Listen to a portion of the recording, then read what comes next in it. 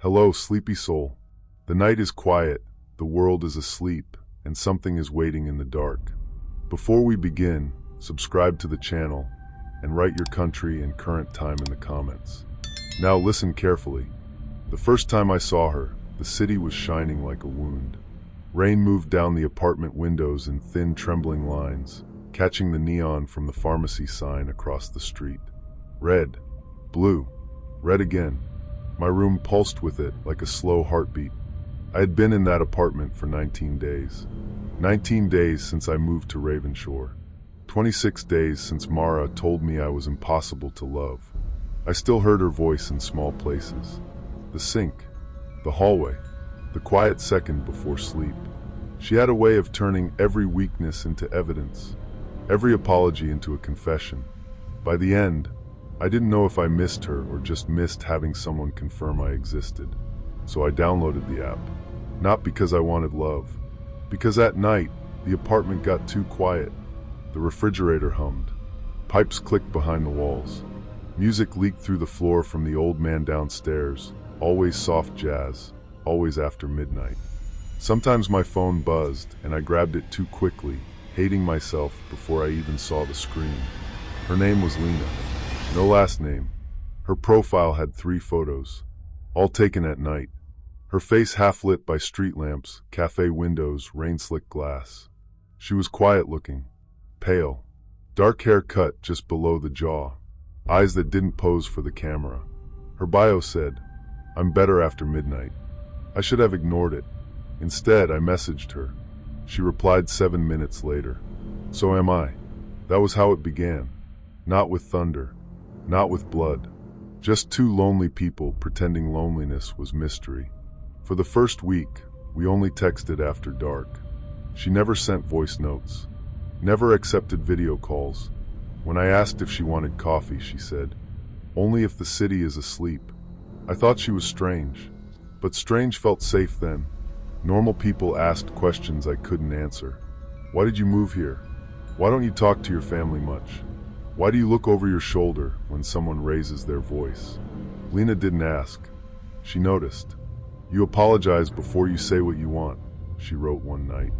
I stared at the message while rain tapped against the glass. Then another came. "Someone taught you that." I wanted to believe that meant she understood me. Maybe I was overthinking. Maybe attention only feels dangerous when you are used to being hurt. We met 11 nights after matching. She told me to come downstairs at 2:17 a.m. Not 2:15, not 2:30, 2:17. I remember the time because I checked my phone twice before opening the door. The hallway outside my apartment smelled like wet concrete and old paint. Somewhere below me, a pipe groaned. A television murmured through a wall. I took the stairs because the elevator made a grinding sound at night that always felt too human. She was standing outside the building under the broken awning. No umbrella. Rain touched her hair, her coat, her face. She looked exactly like her pictures, but less real somehow. Like the city had projected her there. "You came," she said. Her voice was soft, almost tired. "So did you. I always come when I say I will." I laughed because I didn't know what to do with that sentence. We walked to an all-night cafe 3 blocks away, the kind with fogged windows and burnt coffee, and one exhausted waitress moving like a ghost between tables. Soft jazz played from a speaker above the counter. The windows reflected us back at ourselves. 2 strangers, 2 shadows. She ordered black tea without looking at the menu. I ordered coffee. 2 sugars, she said to the waitress. I looked at her. She smiled. "You seem like 2 sugars." I told myself it made sense. People guess things. People notice. That was all. For 3 weeks, Lena appeared outside my apartment every night at exactly 2:17 a.m. Never earlier. Never late. I asked once why that time. She looked at the wet street, where taxi lights smeared yellow across the asphalt. "It's when people stop pretending they're okay," she said. That should have sounded dramatic. It didn't. It sounded practiced. Still, I kept going downstairs. I was lonely enough to mistake precision for devotion. She learned me quickly. Too quickly. She knew I hated sitting with my back to doors.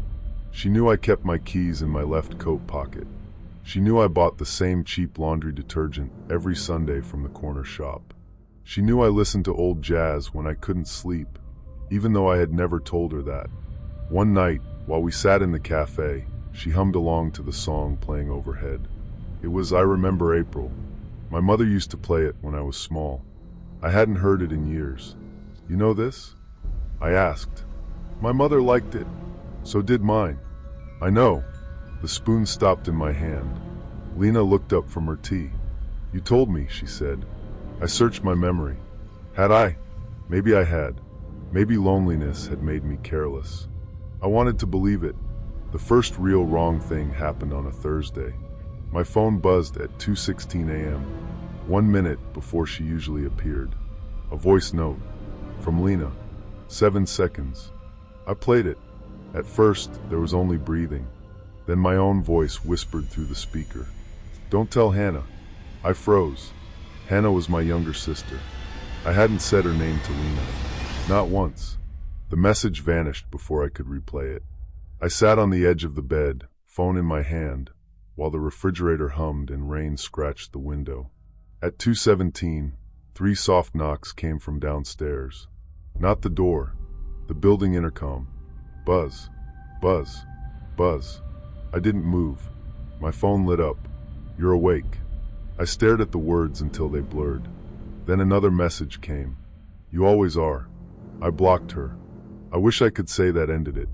The next morning, I woke to 12 emails, all from different addresses. No subject lines. Each contained a photo. My building entrance. My window from across the street. My laundry basket in the laundromat. The cafe table where I always sat. The last photo was of my mother's house, 3 cities away. In the driveway, my mother stood carrying groceries, unaware she was being photographed. Below the image was one sentence. Families leave doors open when they think the danger is far away. I called Hannah first. She didn't pick up. Then my mother. She answered on the 4th ring, breathless, distracted. Daniel, it's early. Did anything strange happen? What? Has anyone contacted you? There was a pause. In that pause, I heard a kitchen appliance humming on her end. The old dishwasher. The one that rattled when it changed cycles. Someone called yesterday, she said. My mouth went dry. Who? A girl. She said she was a friend of yours. What did she want? She was sweet. She said you were having a hard time and didn't want to worry me. I closed my eyes. What was her name? Another pause. Elise. My dead sister's name. The room seemed to tilt. Elise had died before I was born. She was not a person to me as much as a silence in family photographs. A name my mother never said without touching her wedding ring. A nursery that became a storage room. A grief that existed before I did. How did she sound? I asked. My mother's voice changed. Smaller now. Like you. I stopped breathing. She had your way of speaking, she said. Your pauses. She laughed like you. AI voice cloning. I knew about it in the abstract way everyone knows about modern nightmares. Fake calls. Scams. Dead relatives brought back by software. Voices turned into keys. But knowing a thing can happen is different from hearing your mother say a stranger used your voice to enter her grief. I went to the police that afternoon. The station smelled like coffee, printer heat, and wet coats. A board officer took notes while I explained Lena, the photos, the voice note, the emails, the 217 visits. He asked if I had met her voluntarily. I said yes. He asked if she had threatened me directly. I showed him the picture of my mother. His face changed. Not fear. Bureaucracy becoming alert. They told me to preserve everything. Don't delete messages. Don't respond. Check devices for spyware. Change passwords. Tell my family not to engage. I nodded like a person capable of control. Then I went outside and vomited into the gutter while sirens passed somewhere far away. That night, I didn't sleep. At 2:17 a.m., nothing happened. No buzz. No knock. No message. The silence was worse. I sat on my kitchen floor with all the lights off, listening to the rain hit the windows. Every floor creak became a footstep. Every passing car became a watcher. My phone lay face down in front of me, as if it were an animal that might bite. At 3:04 it buzzed. Unknown number. A photo appeared. Me, sitting on the kitchen floor, taken from outside my window. I lived on the 4th floor. The caption said, "You look like him when you're scared." Him. My father. She knew my father, or had studied him, or had studied us all. The next day, I found the poster. It was in the window of a closed antique shop near the train station. Old records, cracked lamps, postcards curled with age. The kind of shop that looked less like a business than a place where forgotten things went to rot. A yellowed missing person poster was taped inside the glass. Missing, Elena Voss, age 19. Last seen, October 14th, 1996. The photo was Lena. Not similar. Not close. Her. Same jaw. Same dark hair. Same still eyes. The street noise thinned around me.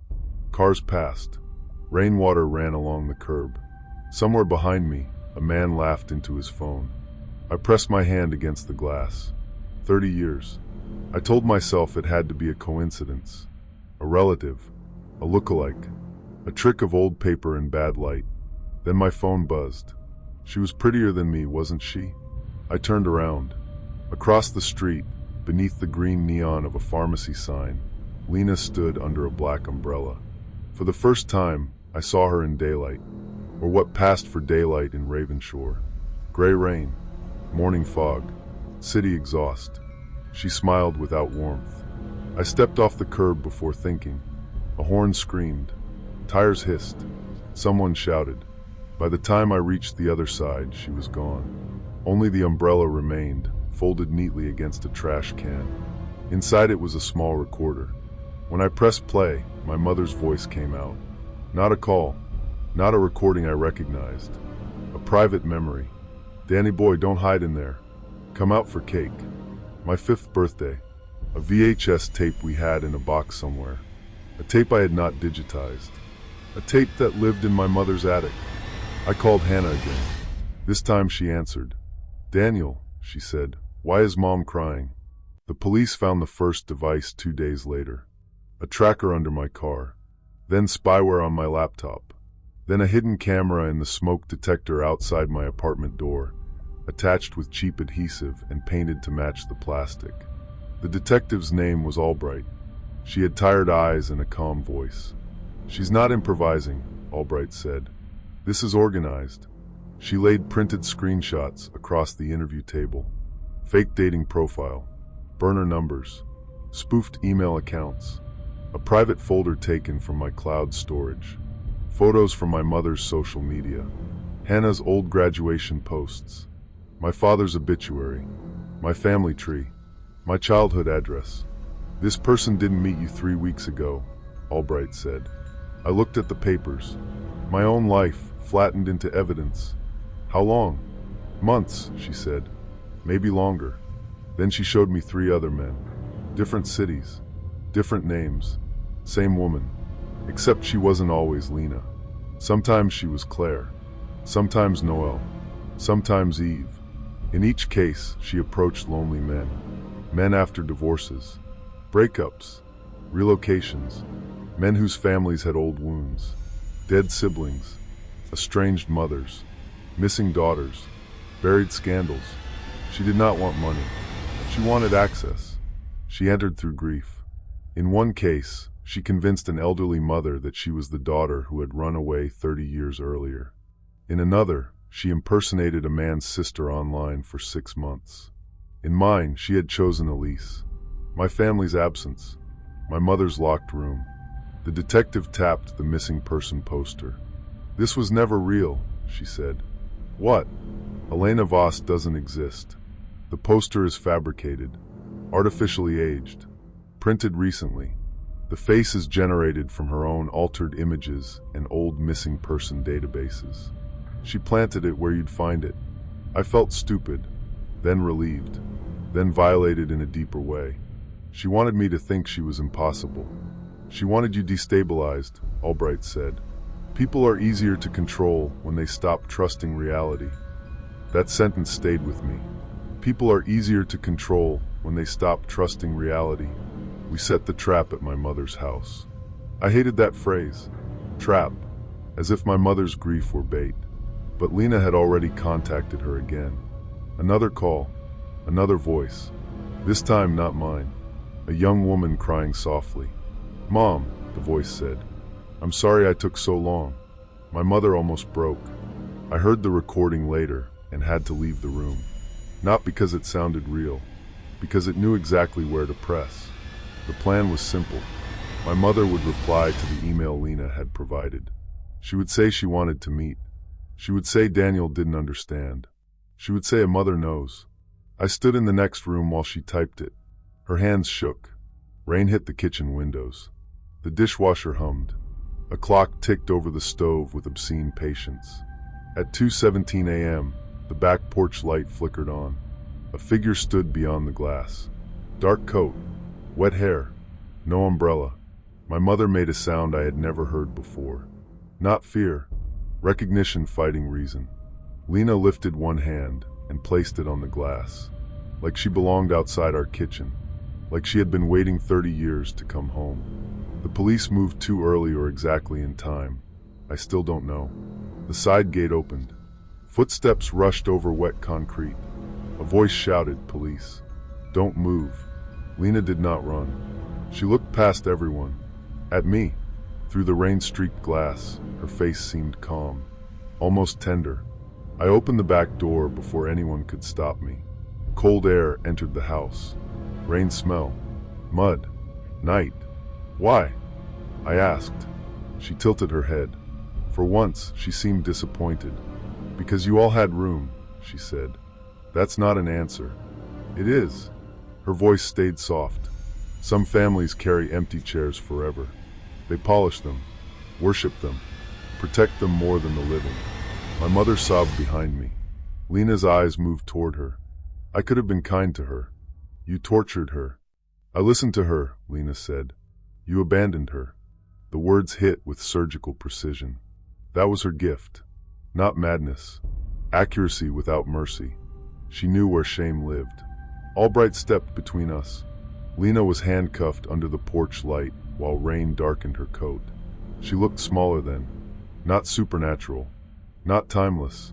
Just a woman with too much information and no boundary between longing and theft. As they led her away, she turned once. "Daniel," she said. I hated that I still responded to my name. She smiled faintly. "Lock your attic." Months have passed. Ravenshore is still wet most nights. Neon still trembles in puddles. The cafe still plays soft jazz after midnight. My refrigerator still hums like a tired insect in the dark. But I sleep differently now. Not better. Differently. I cover my laptop camera. I check metadata before opening files.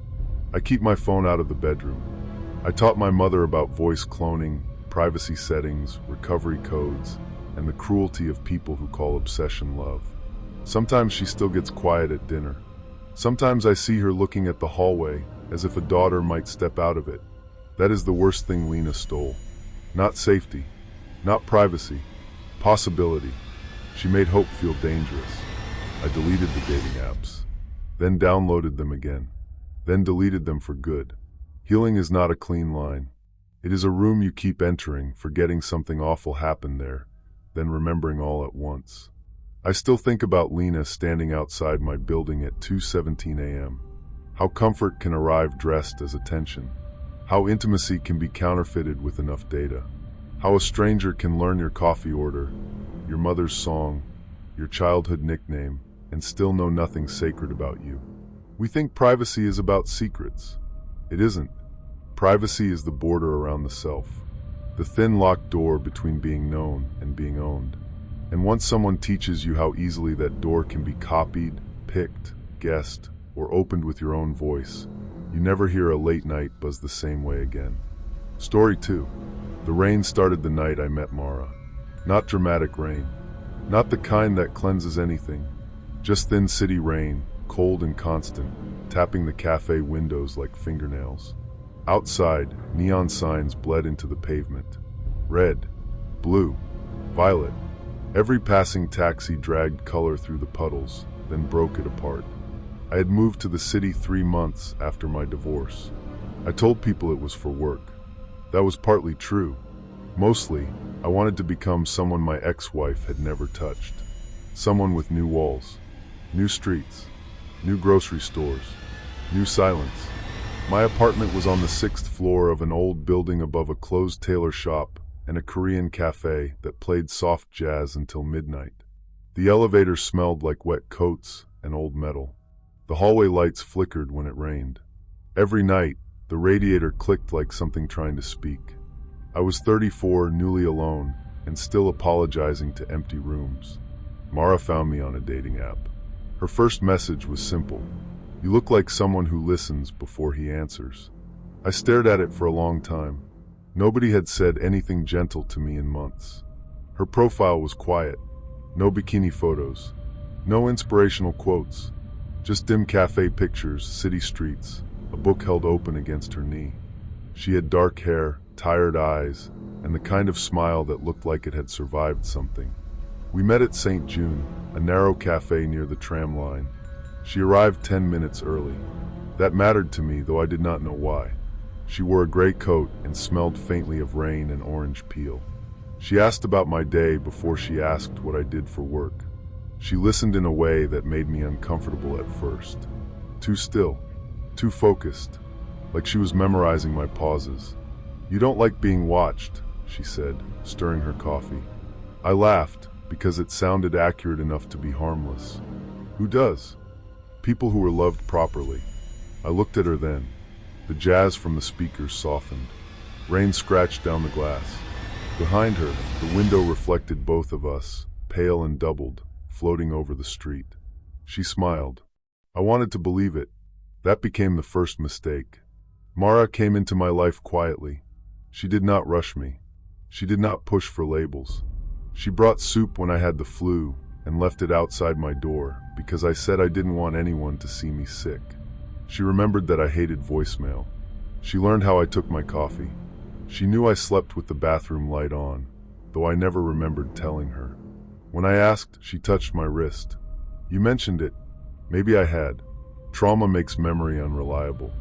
That was what my therapist used to say. So I let the small impossibilities pass. She knew my old nickname, Gray.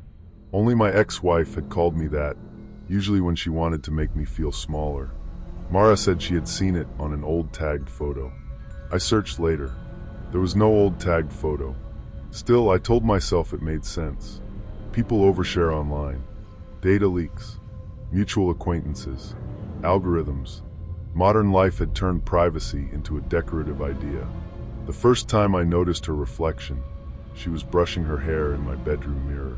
It was late. The city was fogged over. Rain tapped the windows. Somewhere below us, a car alarm chirped once and died. The refrigerator hummed in the kitchen with a low, patient sound. Mara stood barefoot near the mirror, wearing one of my shirts. I was sitting on the edge of the bed, watching her in that dazed way lonely men watch someone who has chosen to stay. She smiled at me. In the mirror, she did not. Not immediately. For 2 seconds, maybe 3, the reflection remained still. Blank. Its mouth resting. Its eyes fixed not on her own face, but on mine. Then it smiled. Late. My skin tightened. "Mara." She turned. The reflection turned a beat after her. "What?" I stared at the glass. "Nothing." She watched me through the room's dimness. "You saw something?" "No. Just tired." She came over and sat beside me. The mattress dipped. Her hand found the back of my neck. "You look for danger because someone trained you to," she said softly. "That doesn't mean danger is there." I wanted that to be true so badly that I accepted it as kindness. The mirror had been in the apartment when I moved in. Tall, heavy, black wooden frame. The landlord said the previous tenant had left it and that I could throw it away if I wanted. I never did. It made the room feel less empty. After that night, I began noticing things. Small delays. Mara lifting a glass. The reflection lifting it after her. Mara looking away. the reflection continuing to look at me. Once, while she was in the bathroom, I passed the bedroom door and saw her reflection standing in the mirror. Only the real Mara was not in the room. I stopped, so suddenly my shoulder hit the door frame. The figure behind the glass was half visible in the dark. Same hair, same shirt, same posture. Then the bathroom sink shut off. Mara came out behind me. "What are you doing?" she asked. I turned back. The mirror held only the bed, the lamp, and my own frightened face. "I thought I saw you." She stepped close. "You're not sleeping." "I'm fine. You say that when you're not." Her voice was tender. That was the worst part. She always found the bruise before pressing it. The next week, my phone began buzzing at night. No caller ID. One ring. Then nothing. At 2:13 a.m. every time. Rain on the windows. Soft jazz leaking through the floor from the cafe downstairs. My phone trembling on the nightstand like a trapped insect. When I answered, there was breathing. Not heavy. Not theatrical. Just close. Human. I blocked the number. Another called. I changed my settings. Then emails began arriving from accounts that looked like mine. Subject lines with no body. "You left the window unlocked. She likes your fear. Check the mirror." I showed Mara. She read them calmly, thumb scrolling. "Your ex?" she asked. "No. Are you sure?" I hated that question, because I was never sure anymore. My ex-wife had made uncertainty feel like a moral failure. She used to tell me I misremembered whole arguments. She moved objects and asked why I was careless. She cried when I confronted her. She made me apologize for noticing. Mara knew this. Mara knew everything. "That's what they do," she said, handing back my phone. "They come back when you start healing." I wanted to believe it, so I did. But the mirror kept moving late. One Sunday, Mara cooked in my kitchen while rain slid down the glass balcony door. She hummed along to an old song playing from her phone. It was a song I had never told her I loved. A song my mother used to play on cassette when I was 6, on mornings when the house smelled like toast and laundry soap. I stood in the hallway listening. "You know this song?" She looked over her shoulder. "You sent it to me." "No, I didn't." A pause. The refrigerator hummed. The pan hissed. Then she smiled. "Maybe you meant to." That night, I searched her name. Not casually, obsessively. Mara Vale. Her social media was clean. Too clean. Accounts created 5 months ago. Photos without old comments. No family tags. No messy history. No embarrassing university posts. No decade-old birthday wishes from people with bad profile pictures. No past. Her images looked real at first. Then I downloaded one and checked the metadata. Edited. Exported through an AI image tool. The location data was stripped. Another photo, supposedly taken at a cafe in Prague, had shadows falling in 2 directions. I sat in my kitchen until 3 a.m., laptop glow on my hands, rain clicking at the window. Then a new email arrived. No subject, just an audio file. I clicked it. Static. Then a woman's whisper. My name. Jonah. I froze. It was Mara's voice, but thinner, weaker, terrified in a way no acting could imitate. "Do not let her know you heard this. The mirror is not a mirror." The file ended. I replayed it 6 times. My phone buzzed. A message from Mara. "Can't sleep either?" I looked toward the bedroom. The apartment was silent except for the appliances humming and water ticking through old pipes. Then came a sound from the wall behind the mirror. A soft scrape, like fabric against wood. I did not sleep. Morning made everything uglier. Gray light, wet streets, delivery trucks coughing below. My own reflection in the bathroom mirror with purple shadows under its eyes. I called the police non-emergency line. The woman on the phone was polite and tired. I said I thought someone had been accessing my apartment, maybe recording me, maybe sending threats. She asked if I had evidence. I looked at the mirror. "No," I said. "Not yet." So I made evidence. I bought a cheap radio frequency detector, a hidden camera scanner, and a screwdriver set from a hardware store 3 neighborhoods away. I paid cash because paranoia had started to feel like intelligence. That evening, Mara came over with Thai food. She kissed my cheek. "You smell like cold air," she said. "You smell like someone else's apartment," I almost answered. Instead, I smiled. We ate on the floor because I had not bought a dining table. Rain tapped the windows. Sirens moved far away, rising and fading. My phone sat face down beside me. Mara watched it. "You've been distant." "Work." "You're lying." The words were calm, not angry. That made them worse. I looked at her. She was beautiful in the low light. Or maybe beauty is what we call danger before it reveals its shape. "You always know," I said. "I pay attention." "To what?" "To you." There it was. The sentence that would have comforted me months ago. Now it felt like a door locking. After she fell asleep, I got up quietly. The floor creaked once. I stopped breathing. She did not move. I took the scanner into the bedroom. It chirped near the smoke detector, near the bookshelf, near the lamp, near the mirror. It screamed. I removed the mirror from the wall with shaking hands. It was heavier than it should have been. Behind it was not plaster. It was glass, dark glass, one-way glass. Behind that, a narrow black space. And inside the dark, someone moved. I stumbled backward. A hand appeared against the glass. Small, pale, trembling. Then a face leaned close. Mara, not the woman sleeping in my bed. Mara with the same eyes from the dating profile. The same mouth. The same small scar near the eyebrow that the woman outside had covered with makeup but never quite matched. Her lips formed two words. "Help me." The room tilted. Behind me, the bed creaked. "She's dramatic," the woman said. I turned. Maranat Mara sat upright in the sheets, watching me. No panic. No surprise. Just disappointment. Like I had ruined something intimate. "What is this?" My voice came out barely human. She sighed and reached for her phone. "Jonah, who are you? You know me?" "No. You know me better than anyone has." The mirror glass fogged faintly where the real Mara breathed behind it. The woman stood, slowly, carefully, like approaching a frightened animal. "I built a version of myself you could accept," she said. "That's all people do. I was just more precise." My phone buzzed on the floor. Another voice note appeared. From my own number. My voice played from the speaker. "Jonah, you're confused. Sit down. Let her explain."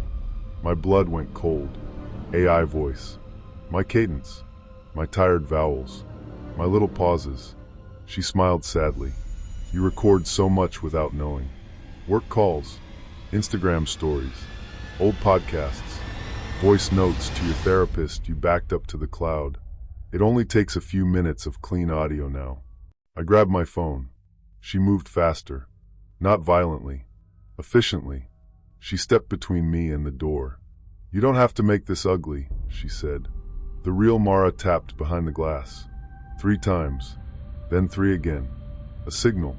From the hallway came footsteps. Heavy. Official. A knock hit the apartment door. "Police." The woman's face changed. Only slightly. The softness left first. I had sent everything before removing the mirror. The audio file. The metadata. The scanner readings. Photos of the wiring I found around the frame. I had scheduled the email to go to the police tip line, my building manager, and a journalist whose article I found about digital stalking. I had also called emergency services and left the line open from my laptop. The woman looked at me. For the first time, she seemed genuinely hurt. "You were supposed to trust me." I laughed once. It sounded broken. "No," I said. "I was supposed to disappear." The police forced the door. Everything after that happened in fragments. Flashlights. Rain smell rushing in from the hall. A detective pulling me back. An officer removing the mirror frame. The hidden latch behind the wardrobe. A service cavity between apartments, wired with cameras, microphones, a portable battery bank, signal boosters, and a thin mattress behind the glass. The real Mara came out wrapped in an officer's coat. She would not look at me at first. I understood. I had kissed the face of someone who stole hers. The woman outside gave her name as Elise Voss. Then Clara Ward. Then nothing. Later, the detective told me she had used at least 6 identities across 3 cities. Dating apps, support groups, divorce forums, grief communities, places where lonely people described their wounds in searchable language. She scraped photos, built fake accounts, cloned voices, bought leaked passwords, used burner phones and location trackers hidden in gifts. She studied people until affection became a script. Mara had been one of her sources, then one of her prisoners. The mirror was part performance, part control. Elise wanted me to doubt my senses. She wanted the impossible to feel like trauma. She wanted me to choose her explanation over my own fear. And I almost did. That is the part one live with. Not the cameras, not the emails, not the delayed reflection. The almost. Weeks later, I moved out. The city kept raining. The cafe still played jazz at night. Neon still broke itself open in puddles. People still leaned close to each other under awnings, trading secrets, offering warmth, becoming risks. Mara survived. We spoke once after, in a police station interview room that smelled like paper, coffee, and old carpet. She held a paper cup with both hands. Her voice was steady, but her eyes kept moving to reflective surfaces. "I'm sorry," I said. She shook her head. She was good at making people doubt the right things. I wanted to say more. There was nothing clean enough. Now I keep my mirrors covered at night. Not because I believe something lives inside them. Because I know something can. A camera. A lie. A stolen face. A version of someone designed from your loneliness. People talk about trust like it is a door you open. It is not. Trust is a room you build, object by object, memory by memory, boundary by boundary. An obsession is what happens when someone decides your room belongs to them. They learn the shape of your silence. They copy your favorite songs. They speak in the voice of safety. Then they wait for you to stop questioning the delay. I used to think privacy meant having nothing to hide. Now I think privacy is how the self stays whole. A place inside you where no one gets to enter just because they studied the lock. Story 3. The first thing I learned after my divorce was that silence has weight. It sits on your chest. It fills rooms. It waits beside you in bed like a person who still knows where everything hurts. I moved to the city because I thought height would help. 14 floors above a street that never stopped shining. Rain on glass. Neon bleeding across the windows. Sirens in the distance, soft and wounded. The hum of the refrigerator. The radiator knocking in the walls like something alive and impatient. I told people I was starting over. That sounded cleaner than the truth. The truth was that I had become afraid of my own life. My marriage had ended slowly. Not with screaming. Not with thrown plates. With corrections. With sighs. With someone teaching me, piece by piece, that my feelings were too much, my memory was unreliable, my needs were inconvenient. By the time I signed the papers, I no longer trusted my own version of anything. Then I met Lena. It was on a dating app one downloaded at 2:17 in the morning, while rain tapped against the window and soft jazz played from the apartment below mine. Her first message was simple. "You look like someone who notices small things." I stared at it for a long time. Nobody had said anything like that to me in years. We met at a narrow cafe under a blue neon sign. The kind of place that smelled like burnt sugar, wet coats, and old wood. She wore a gray scarf and had rain in her hair. She listened without interrupting. Not in that performative way people listen when they are waiting to speak. She listened like she was collecting evidence that I existed. "You seem tired," she said that first night.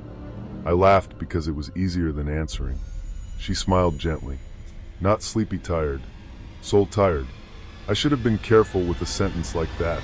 Instead, I felt seen. Lena became part of my routine so naturally that I barely noticed the shape of my life changing. Thursday coffee. Sunday walks through the market. Cheap noodles after work. Her hand finding mine in crosswalks. Her voice notes in the morning, half asleep and warm. She called me Milo, even though my name was Miles. No one had called me that since childhood.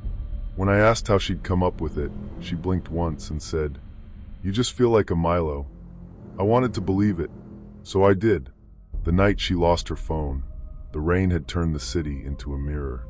We had gone to the old Bellwether textile building near the river because Lena liked abandoned places. She said empty buildings showed the truth of things. Pipes, dust, broken tile, the skeleton without decoration. Inside, our footsteps echoed through long corridors.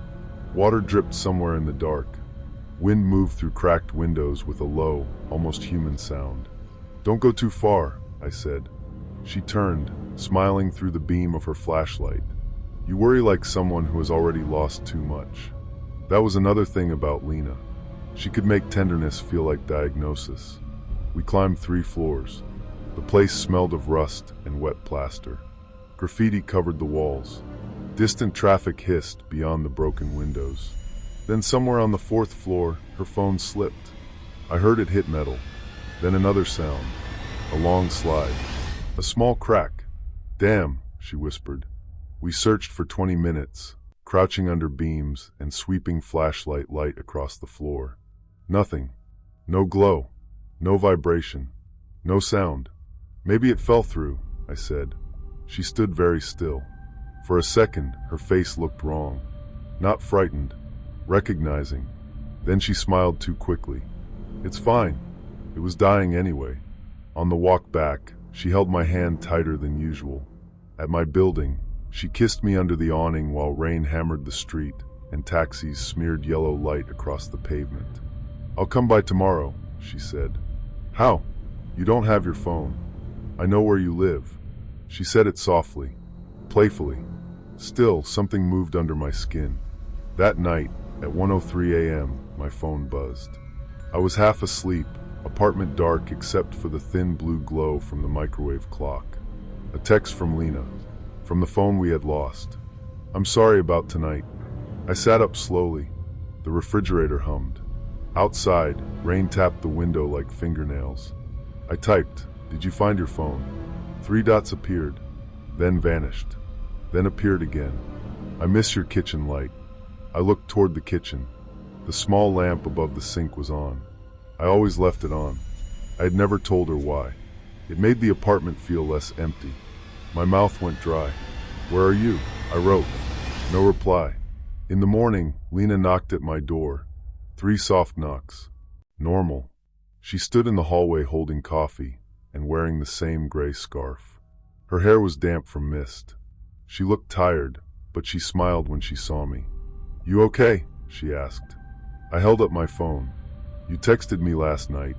Her face changed in a way I couldn't read. Then she laughed. "That's impossible." I showed her. She stared at the messages. For 1 second, her eyes went blank. Then she touched my wrist. "Miles. Someone probably found it. They knew about my kitchen light." Her thumb moved gently over my skin. "Maybe I mentioned it." "You didn't." She looked wounded, not offended, hurt. And because I had spent years learning that doubt could become cruelty, I backed down. Maybe I was overthinking. Maybe the divorce had left wires crossed inside me. Maybe fear was just memory wearing a new face. That evening, Lena made pasta in my kitchen while soft jazz drifted through the wall from the apartment below. She hummed along to a song I didn't recognize, but I recognized the melody. My mother used to play it on Sundays when I was little. I stood in the doorway, watching her stir sauce. "What song is that?" I asked. She stopped humming. "Don't know," she said. "It was just in my head." At 12:44 a.m., after she left, the dead phone texted again. She hums when she lies. I didn't sleep. The messages became sweeter first. That was the worst part. "Did you eat today, Milo?" "Wear the brown coat. It makes you look less sad. Asterisk asterisk. You forgot your umbrella by the door." Each one felt intimate, then invasive, then impossible. I checked the lost phone's location. Nothing. Offline. Last seen at Bellwether Textile. I called it. Straight to voicemail. Lena told me not to engage. "Whoever has it wants attention," she said. We were sitting in the cafe beneath the blue neon sign. Steam rose between us. Outside, People moved through fog like figures behind frosted glass. "You're scared," she said. "Aren't you?" She tilted her head. "I'm more worried about what this is doing to you." There it was again. That careful turn. Not the thing itself. My reaction to the thing. I wanted comfort so badly that I mistook concern for safety. Lena started staying over more often. Not officially. Just enough that her presence became furniture. A toothbrush by the sink. Her scarf over the chair. Her perfume in my sheets. At night, I would wake to small sounds. Floor creaks. The faint click of my laptop closing. The whisper of drawers. Once, I opened my eyes and saw her standing by the window, looking down at the street. "Can't sleep?" I asked. She didn't turn around. "There's a man outside who keeps looking up." I got out of bed. The street was empty except for rain, neon, and parked cars shining black under the lamps. When I turned back, she was watching me. Not the street. Me. The next message came while she was in the shower. Her phone was gone. The lost phone was dead. Still, my screen buzzed against the bathroom counter. "Stiana, Stiana, shake here, bake, Stiana, Stiana." The shower ran hot and steady. Steam fogged the mirror. My hands shook as I opened her canvas tote. Lip balm. Receipts. A paperback. Keys. A second phone. Small. Black. No case. A burner. The screen lit when I touched it. No password. Just one open app. A folder of voice notes. My voice. Clipped from old videos. Dating app audio prompts. A voicemail I had left her. A recording of me laughing in the cafe. And beneath those, files labeled with dates. My birthday. My divorce hearing. The day I moved into the apartment. The shower stopped. I put everything back. Too fast. Not fast enough. When Lena stepped out, wrapped in a towel, her hair dark against her shoulders, she looked at the bag. Then at me. "You're pale," she said. I felt dizzy. She crossed the bathroom quietly. Too quietly. "You should sit down." Her hand touched my cheek. Cold fingers. I told myself it made sense. People had second phones. People recorded things. People were complicated. Trauma made everyone look suspicious if you stared long enough. At 2:11 a.m., the dead phone texted. "Don't let me in tonight." I read it in the dark. Then came the knock. 3 soft knocks. My body went rigid. From the other side of the door, Lena said, "Miles?" Her voice was calm, sleepy, normal. I forgot my scarf. The gray scarf was still on my chair. I looked at it, then at the door. My phone buzzed again. "Please, don't let me in, asterisk asterisk." A coldness moved through me so complete it felt clean. I walked to the peephole. Lena stood in the hallway under fluorescent light. Wet hair, dark coat, bare face. She looked tired and beautiful and real. Her eyes lifted to the peephole. "I know you're there," she whispered. Behind me, the refrigerator hummed. Somewhere below, jazz played through the floor. My thumb hovered over the lock. Old training woke up inside me. Be reasonable. Don't be paranoid. Don't punish people for your past. Then she said very softly, "Milo, open the door." The nickname landed wrong. Not because she used it, because of how she used it. Like a key. I backed away. "I'm sleeping," I called. Silence. Then a small laugh through the door. Not angry. Not amused. Patient. "Okay," she said. "We'll talk tomorrow." Footsteps retreated down the hallway. Slow. Measured. Stopping once outside the elevator, as if she knew I was still listening. The next morning, Lena was already in the cafe when I arrived. Same gray scarf. Same tired smile. "Rough night?" she asked. I sat across from her. "You came by." Her expression softened. "No, I didn't. You knocked on my door." Miles. There it was. That voice. Warm, careful, almost sad. "I was home all night." "Can you prove that?" A tiny pause. Then she looked down at her coffee. "Is this what we are now?" The shame came immediately. Reflexive. Familiar. I almost apologized. Instead, I said, "Show me your messages." Her eyes lifted. Not startled. interested. That's not trust, she said. No, I said. It's not. For the first time since I had met her, she didn't know what face to wear. That was when I started digging. Not like a detective, like a frightened man trying to find the edge of a room in the dark. I checked old emails, dating app profiles, social media tags, reverse image searches, metadata on photos she had sent me. Most of it looked normal. Too normal. Her Instagram had history, friends, vacations, food, old concert photos, comments going back years. But the comments were strange if you read them long enough. Same phrasing from different accounts. Same punctuation. Accounts with no real posts. A digital room full of mirrors. Then I found another Lena. Not the same last name. Same face. A professional profile from a nonprofit in Portland. Archived page. 6 years old. Her name was Elena Vale. In one photo, she stood beside another woman who looked almost exactly like her. The caption read, Elena and Eva Vale at the Privacy Rights fundraiser. Twins. My hands went numb. That night, the lost phone sent a voice note. 8 seconds. Static first. Then breathing. Then Lena's voice. Not the polished voice at my door. Not the soft cafe voice. A voice scraped raw by exhaustion. Miles, she whispered. It's Elena. Don't trust her. She has my face. I played it once. Then again. Then the message deleted itself. After that, the phone buzzed with coordinates. Bellwether Textile. Basement level. A room marked boiler access. I called the police. The dispatcher's voice was calm in a way that made the situation feel both more real and less survivable. Are you in immediate danger?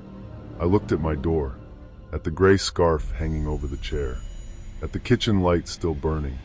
I don't know, I said. 2 officers met me 3 blocks from Bellwether because I refused to go there alone. Rain turned their flashlights into white tunnels. The building loomed over us, broken windows black and watchful. Inside, everything sounded louder. Boots on concrete, water dripping, radio static, my own breathing.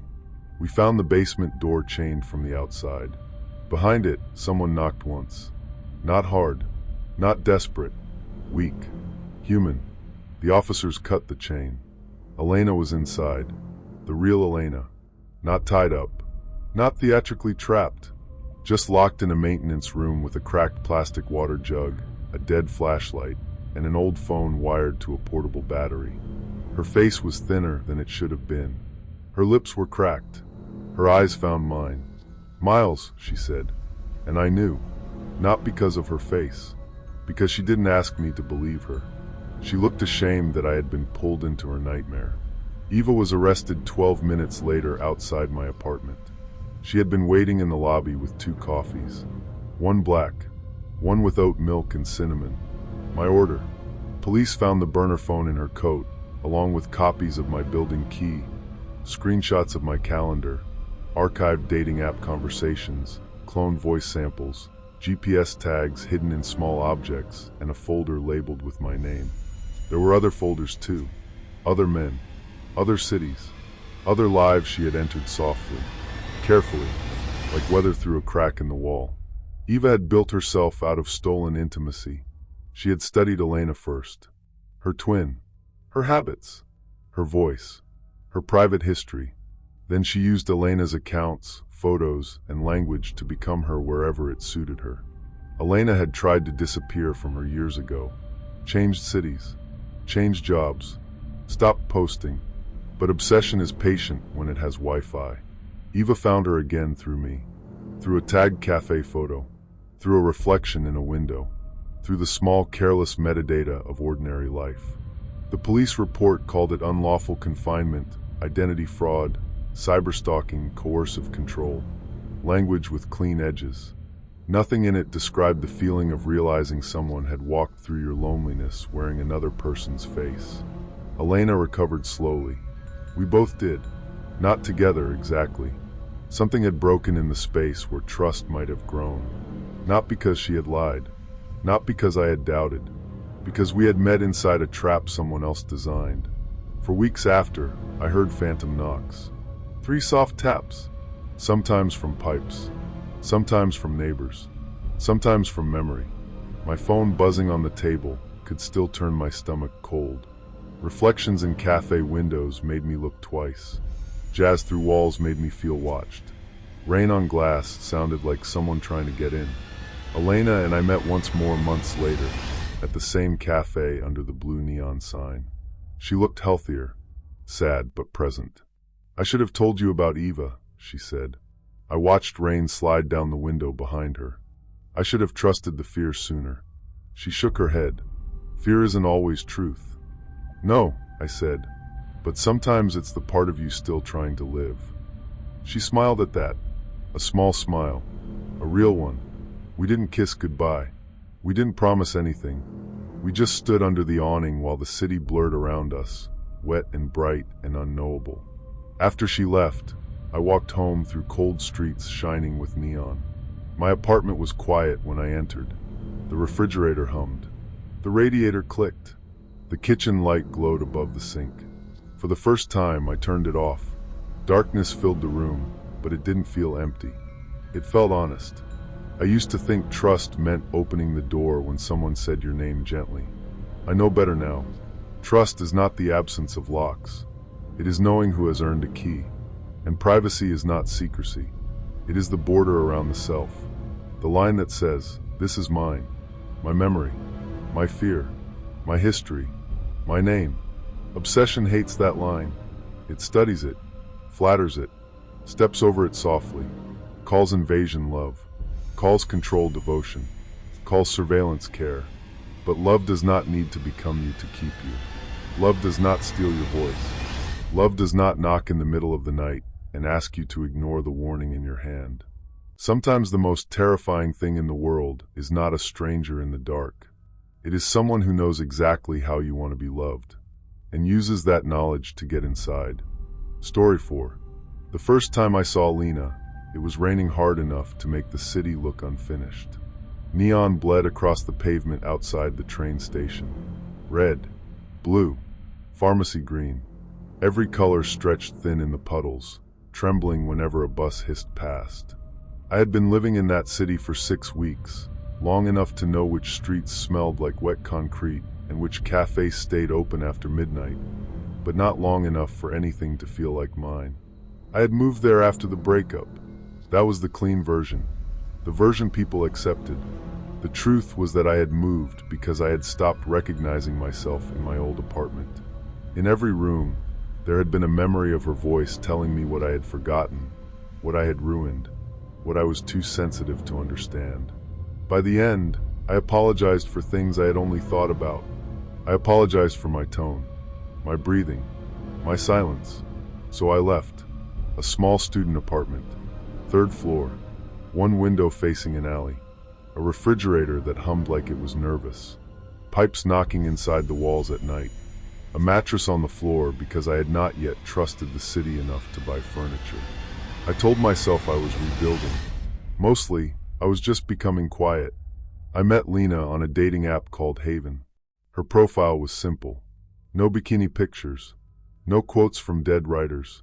Just one photo of her sitting near a cafe window, chin resting on her hand, soft brown hair tucked behind one ear. Behind her, rain blurred the glass. Her bio said, "I like late trains, old jazz, and people who notice small things." I should have swiped past her. Instead, I stopped, because I noticed small things.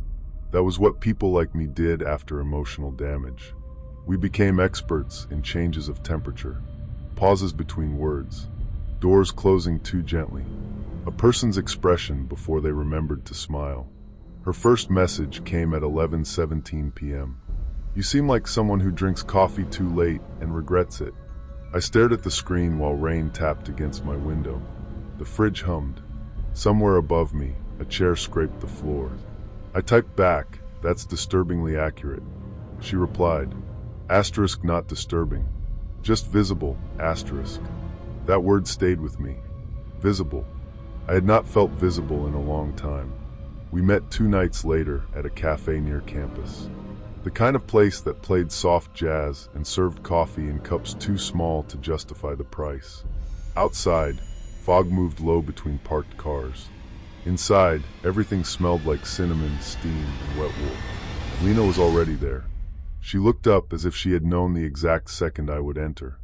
"You walk like you're trying not to take up space," she said. "No hello." "Just that." I laughed because I did not know what else to do. "That obvious?" "Only to people who look." Her voice was calm. Low. Not seductive. Worse than that. Understanding. She asked about my classes, my apartment, the city. She listened like my answers mattered. She never interrupted.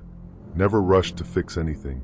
When I mentioned the breakup, lightly, carefully, the way you touch a bruise through fabric, she did not make the usual sympathetic face. She said, "It takes time to stop hearing someone else's judgment in your own thoughts." I looked at her. The saxophone from the speakers sounded far away. "That's exactly it," I said. "I know. I wanted to ask how. I didn't. I wanted to believe it."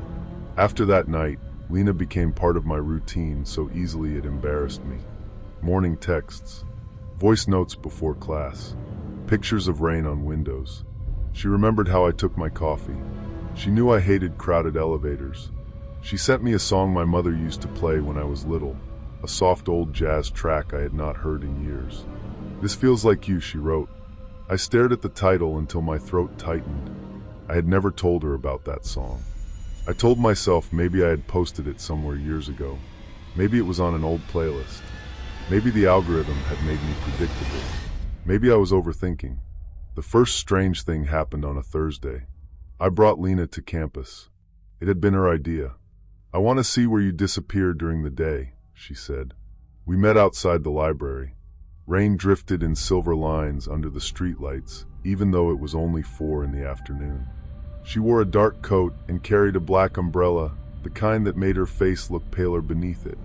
My friend Nico was standing by the entrance, smoking under the overhang. He lifted his chin when he saw me. Then he saw Lena. His expression changed. Not shock, not attraction, something quieter. Recognition without wanting to recognize. "Hey," I said. "This is Lena." She smiled. "Hi, Nico." He blinked. "You two know each other?" I asked. Lena looked at me, then back at him. "No," she said. "You talk about him." I had never mentioned his name. Nico forced a smile. "Right. Yeah. Nice to meet you." But his cigarette trembled between his fingers. Later, in the cafeteria, Lena sat with us and my friends. Sarah, Dev, Nico. She spoke softly, asked questions, laughed at the right moments. Everybody liked her, or everybody pretended to. She took a photo with us near the vending machines because Sarah insisted. "Proof he didn't invent you," Sarah joked. Lena leaned against my shoulder. The flash caught her eyes strangely. Flat, reflective, like glass at night. The next morning, the photo was gone. Not deleted. Gone. Sarah's group chat still showed the messages before and after she sent it, but where the picture had been there was only a blank gray square that would not load. My phone did not have it. Nico's phone did not have it. Dev said his storage had glitched overnight. Sarah frowned at her screen. "That's weird." "It was right here," I said. "What was?" I looked at her. "The photo." "What photo?" I smiled because I thought she was messing with me. "The one with Lena." Sarah's face stayed blank. "Who's Lena?" Something cold moved under my ribs. The cafeteria noise thinned around me. Trays. Voices. The squeak of shoes on wet tile. I looked at Nico. He was staring into his coffee. "Nico," I said. He didn't answer. "You met her yesterday." He swallowed. "No, I didn't." But his eyes were wrong. They were scared. That night I called Lena 12 times. No answer. The rain returned after midnight, soft at first, then harder. It tapped the window in little impatient fingers. My phone lay on my chest, lighting the room every few minutes with notifications that were never from her. At 2:03 a.m., it buzzed. A voice note. From Lena. I pressed play. For 3 seconds, there was only breathing. Then her voice, almost tender. You shouldn't ask people to remember what they're trying to survive forgetting. I sat up. The room was dark except for the blue light of my phone. In the silence after the message, I heard footsteps in the hallway. Slow, passing my door, stopping. The refrigerator hummed. My phone buzzed again. A text. Asterisk, lock your door. You forgot. Asterisk. I had. I stared at the handle, then crossed the room and turned the deadbolt with shaking fingers. The footsteps moved away. The next day, Nico was gone. Not absent. Gone. His student email bounced back. His social media accounts showed user not found. His name vanished from the class attendance system. When I asked the lecturer about him, she frowned like I had interrupted a thought. I don't have a Nico in this section. He sits in the back, I said. Black jacket. Always late. She checked the roster again. I'm sorry. Sorry. People say sorry when they have no intention of helping you.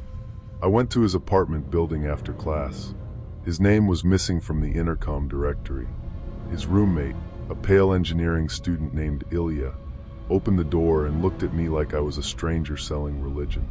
Nico, he said. Yes. No one named Nico lives here. I've been here before. No, you haven't. Behind him, the apartment smelled like instant noodles and laundry detergent. On the wall, above the shoe rack, there was a pale rectangle where a poster had recently been removed. I pointed to it. What was there? He glanced back. Nothing. But his voice changed. Just slightly. That was when I understood the pattern. People were not forgetting Lena. They were being trained to deny her, or removed from the places where memory could reach them. I started collecting evidence. Screenshots, call logs, app data, emails, campus CCTV requests. I downloaded my dating app history. I checked photo metadata, cloud backups, deleted folders. I became obsessive in the clean, organized way terrified people do when panic needs a job. The Haven profile was gone. No user found. But in my downloaded data, there was a trace. Not her pictures, not her messages, just timestamps, hundreds of them. Her account had viewed my profile before I had even created it. That made no sense, until I checked the dates again. The first view was from 8 months earlier, back in my old city, before I moved, before the breakup ended, before I had told anyone I was leaving. My hands went numb. The laptop fan whirred softly. Outside, music thudded through someone's wall. A distant siren rose and faded into the wet dark. I opened my old emails. There were password reset attempts I had ignored. Login alerts from unfamiliar devices. A shared calendar invitation I had never accepted. A food delivery receipt from a cafe I used to visit every Tuesday. Someone had been mapping me. Not watching. Mapping. The next message from Lena came from an unknown number. You look tired. I looked at my window. The glass reflected my room back at me. Pale face. Open laptop. Unmade bed. A small life exposed. Across the alley, in the building opposite mine, one window glowed. A figure stood behind the curtain. I stepped closer. The figure stepped back. My phone buzzed. Don't make this ugly. I called the police that night. The officer who took my report was young and polite and exhausted. He wrote down harassment, possible stalking, digital impersonation. He asked if Lena had threatened me. No, I said. Not exactly. He asked if I had her full name. No. Address? No. Workplace? No. Then what do you know about her? I almost laughed. I knew she hated olives. I knew she touched the rim of her coffee cup when she was thinking. I knew she could say the most intimate thing without blinking. I knew she had entered my life through every door I had left unlocked. I know she isn't who she says she is, I said. The officer looked at me carefully. Sometimes, after a difficult relationship, people can become more sensitive to patterns. There it was, the soft dismissal, the kind that sounded like concern. I left the station under yellow streetlights. Rain slicked the steps. My reflection followed me in every shop window. At the corner, someone had taped a printed photo to a bus shelter. It was me, a candid shot, standing in front of the cafe where I met Lena. Below it, in black marker, "He forgets people." He tore it down. My hands were wet, from rain, from fear, maybe both. Sarah was the second person to admit she remembered. She called me at 1:12 a.m. I knew something was wrong before she spoke because I could hear her breathing. Not crying, trying not to. "I remember her," she whispered. I sat up in bed. The hallway outside my apartment was silent. "Where are you?" "My room." "Lock the door." "I did." "What do you remember?" Sarah was quiet for a long time. Then, her eyes. She knew my brother's name. "You told her?" "No." A floorboard creaked somewhere beyond my wall. I held my breath. Sarah continued. She asked if he still collected blue lighters. "He died when I was 9. I never post about him." The rain tapped faster. "Sarah," I said, "listen to me. Send me everything. Screenshot everything. Any messages, any photos, anything." "I tried," she whispered. "What happened?" My phone deleted them while I was watching. A soft sound came through the call. 3 notes. Hummed. Lena's jazz song. I froze. "Sarah?" No answer. "Sarah?" The line clicked. Then a new voice spoke. Calm. Female. Near the phone. She wanted to be believed. That's dangerous for people like her. The call ended. By morning, Sarah's dorm room was empty. Her roommate said she had transferred weeks ago. Her professors said she had dropped the course. Her social media remained online, but every photo was altered. Group pictures without her. Captions rewritten. Comments missing. Her existence had not vanished. It had been edited. That was worse, because it meant someone had access. Deep access. The kind that comes from stolen passwords, cloned phones, forged emails, and patience. The police listened more carefully after that. Not because they believed me, because Sarah's parents had filed a missing person report from another city, and the dates did not match the university records. Detective Marin took over. She was older, sharp-eyed, with a voice like cold water. "Do not contact Lena," she said. "She contacts me. Then don't answer. She knows when I'm home. Then don't stay home." For 3 nights, I slept in a budget hotel near the station. The carpet smelled damp. The vending machine outside my room hummed louder than the traffic. Every time someone walked past my door, light moved beneath it like a blade. On the second night, a burner phone was slipped under the door. It buzzed once. A voice note played automatically. My own voice came through the speaker. "I'm sorry, Sarah. I had to do it." I dropped the phone. The voice was mine. Not close. Mine. Same hesitation. Same slight roughness on the word sorry. AI voice cloning. The detective later told me the sample could have been built from voice notes, class presentations, social media videos, old calls. Enough fragments and a machine could make anyone confess to anything. At 3:46 a.m., Lena called the burner. I answered before I could stop myself. She said, "You keep mistaking privacy for innocence." My mouth was dry. "Who are you?" A pause. Soft static. Rain against glass somewhere on her end too. "You already know me." "No, I don't. You know the version of me you needed." I sat on the edge of the hotel bed, staring at the dead television screen. My reflection looked hollow. Where are Sarah and Nico? They were careless. What does that mean?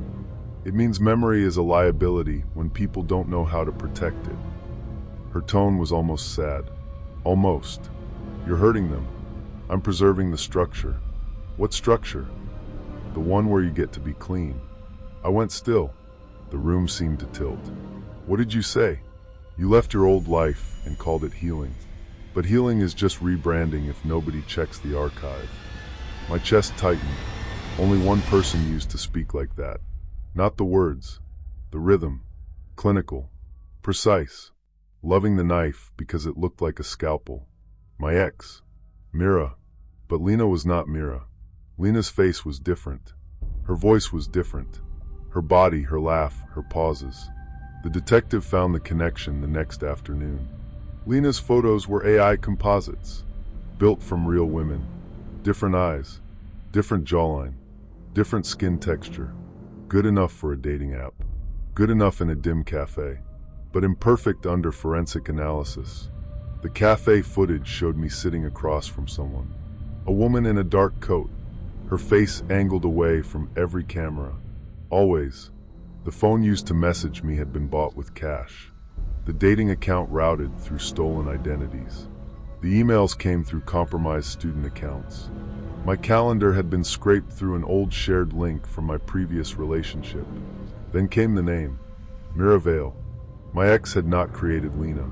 Her older sister had, Elian Vale, 32, former cybersecurity contractor, multiple aliases, history of complaints that never became charges, 2 previous victims who had withdrawn statements after evidence inconsistencies, 1 missing former co-worker who had tried to expose her, and a recent apartment lease under a false name.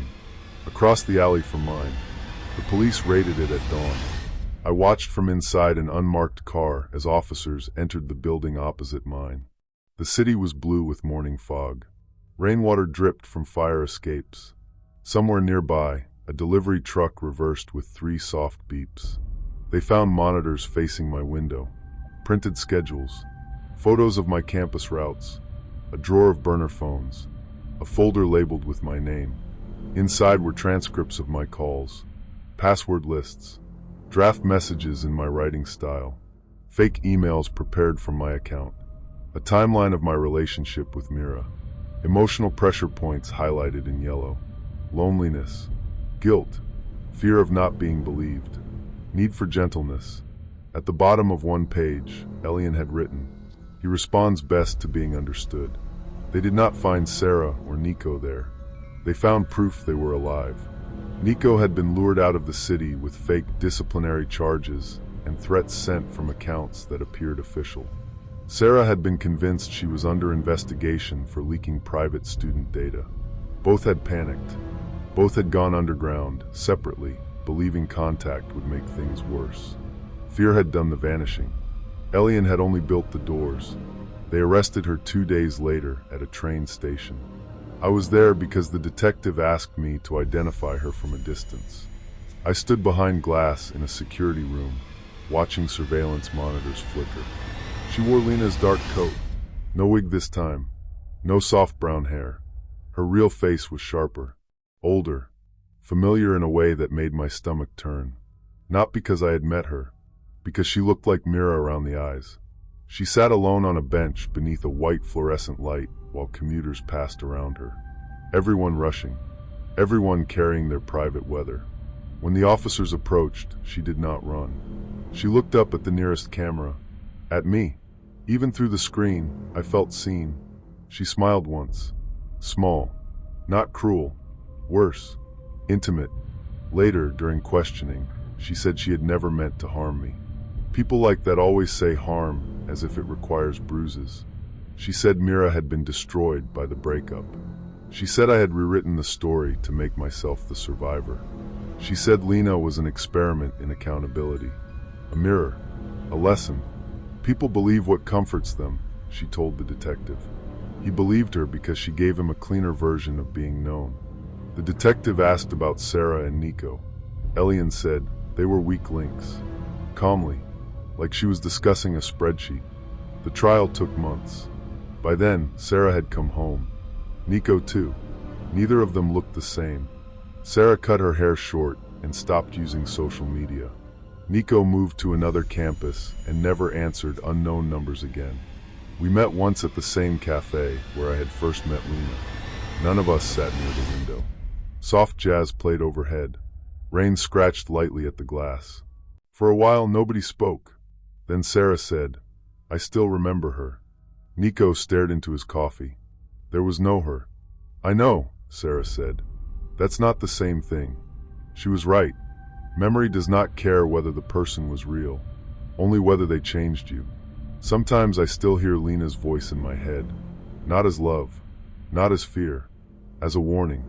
I changed apartments, changed passwords, changed my number, closed old accounts, deleted every app that asked for access it did not deserve. I learned about metadata device permissions, location history, voice security, two-factor authentication. I became careful in ways that felt healthy and unhealthy at the same time. Some nights, when rain taps the window and the refrigerator hums, I still check the hallway through the peephole. Once, twice, 3 times. I hate that I do it. I understand why I do it. That is recovery sometimes. Not becoming fearless. Just knowing which fears belong to the present and which were installed by someone else. The strangest part is that I still miss who Lena pretended to be. That is hard to admit, but trauma is not simple. Manipulation works because it does not arrive wearing a mask. It arrives as relief. It says the thing you needed to hear. It remembers your coffee. It sends the old song. It stands beside you in the rain and calls you visible. And you believe it, because being known feels close to being safe. But they are not the same. Trust is not access. Attention is not intimacy. Memory is not proof. And privacy is not secrecy. It is the last room inside you where your life remains yours. I used to think obsession meant someone could not let you go. Now I think it means something colder. Someone refuses to let you belong to yourself. That is the real haunting. Not a ghost. Not a girl nobody remembers. Just the knowledge that a person can study your loneliness so carefully that for one terrible moment, their invasion feels like love. Story 5. The first photo looked wrong because of the rain. That was what I told myself. It was midnight in the city, and the street outside the cafe was shining like black glass. Neon signs trembled in puddles. Cars moved slowly through the wet, their headlights stretching across the pavement like pale fingers. Inside, the cafe played soft jazz from speakers hidden somewhere above the ceiling tiles. She sat across from me with both hands around a white mug. Her name was Mara. At least, that was the name she gave me. I had met her 3 weeks after I moved into the city, 3 months after the breakup, and 11 months after I stopped recognizing myself in mirrors. My ex used to say I was too sensitive, too dramatic, too needy. Then she would disappear for 2 days and come back smiling, as if absence was a kind of affection. By the end, I apologized for things I had not done. I apologized for being tired, for asking questions, for standing in doorways too long. So when I met Mara on a dating app, I did not fall in love. I fell into relief. She listened. That was the dangerous part. She remembered small things. That I hated olives. That I liked old jazz when it rained. That I slept with one window cracked open because completely sealed rooms made me anxious. She never laughed at that. She only nodded, like she understood the architecture of loneliness. "You look like someone who checks the locks twice," she said during our first date. I smiled because it felt intimate, not invasive. Not yet. After the cafe closed, we stood beneath the awning while rain tapped the metal above us. She leaned into me, cold shoulder against my coat, and asked for a picture. "For proof," she said. "Proof of what?" "That you came outside again." I wanted to believe it, so I lifted my phone. The flash made the rain look like broken glass. In the photo, I looked tired. My eyes were sunken. My smile was small and unsure. Mara looked beautiful, but something about her face was off. Not ugly, not frightening, just unfamiliar. Her cheekbones seemed sharper than they had been in real life. Her eyes looked slightly farther apart. The smile was hers, but not quite. It was like seeing someone through a window reflection and realizing the glass had shifted. "Camera distortion," she said before I asked. I laughed. Maybe I was overthinking. The next photo happened in my apartment. It was late. The city was fogged white beyond the windows, and the heating pipes clicked in the walls. My refrigerator hummed in the kitchen. A siren wailed somewhere far below, then faded into the wet breathing of traffic.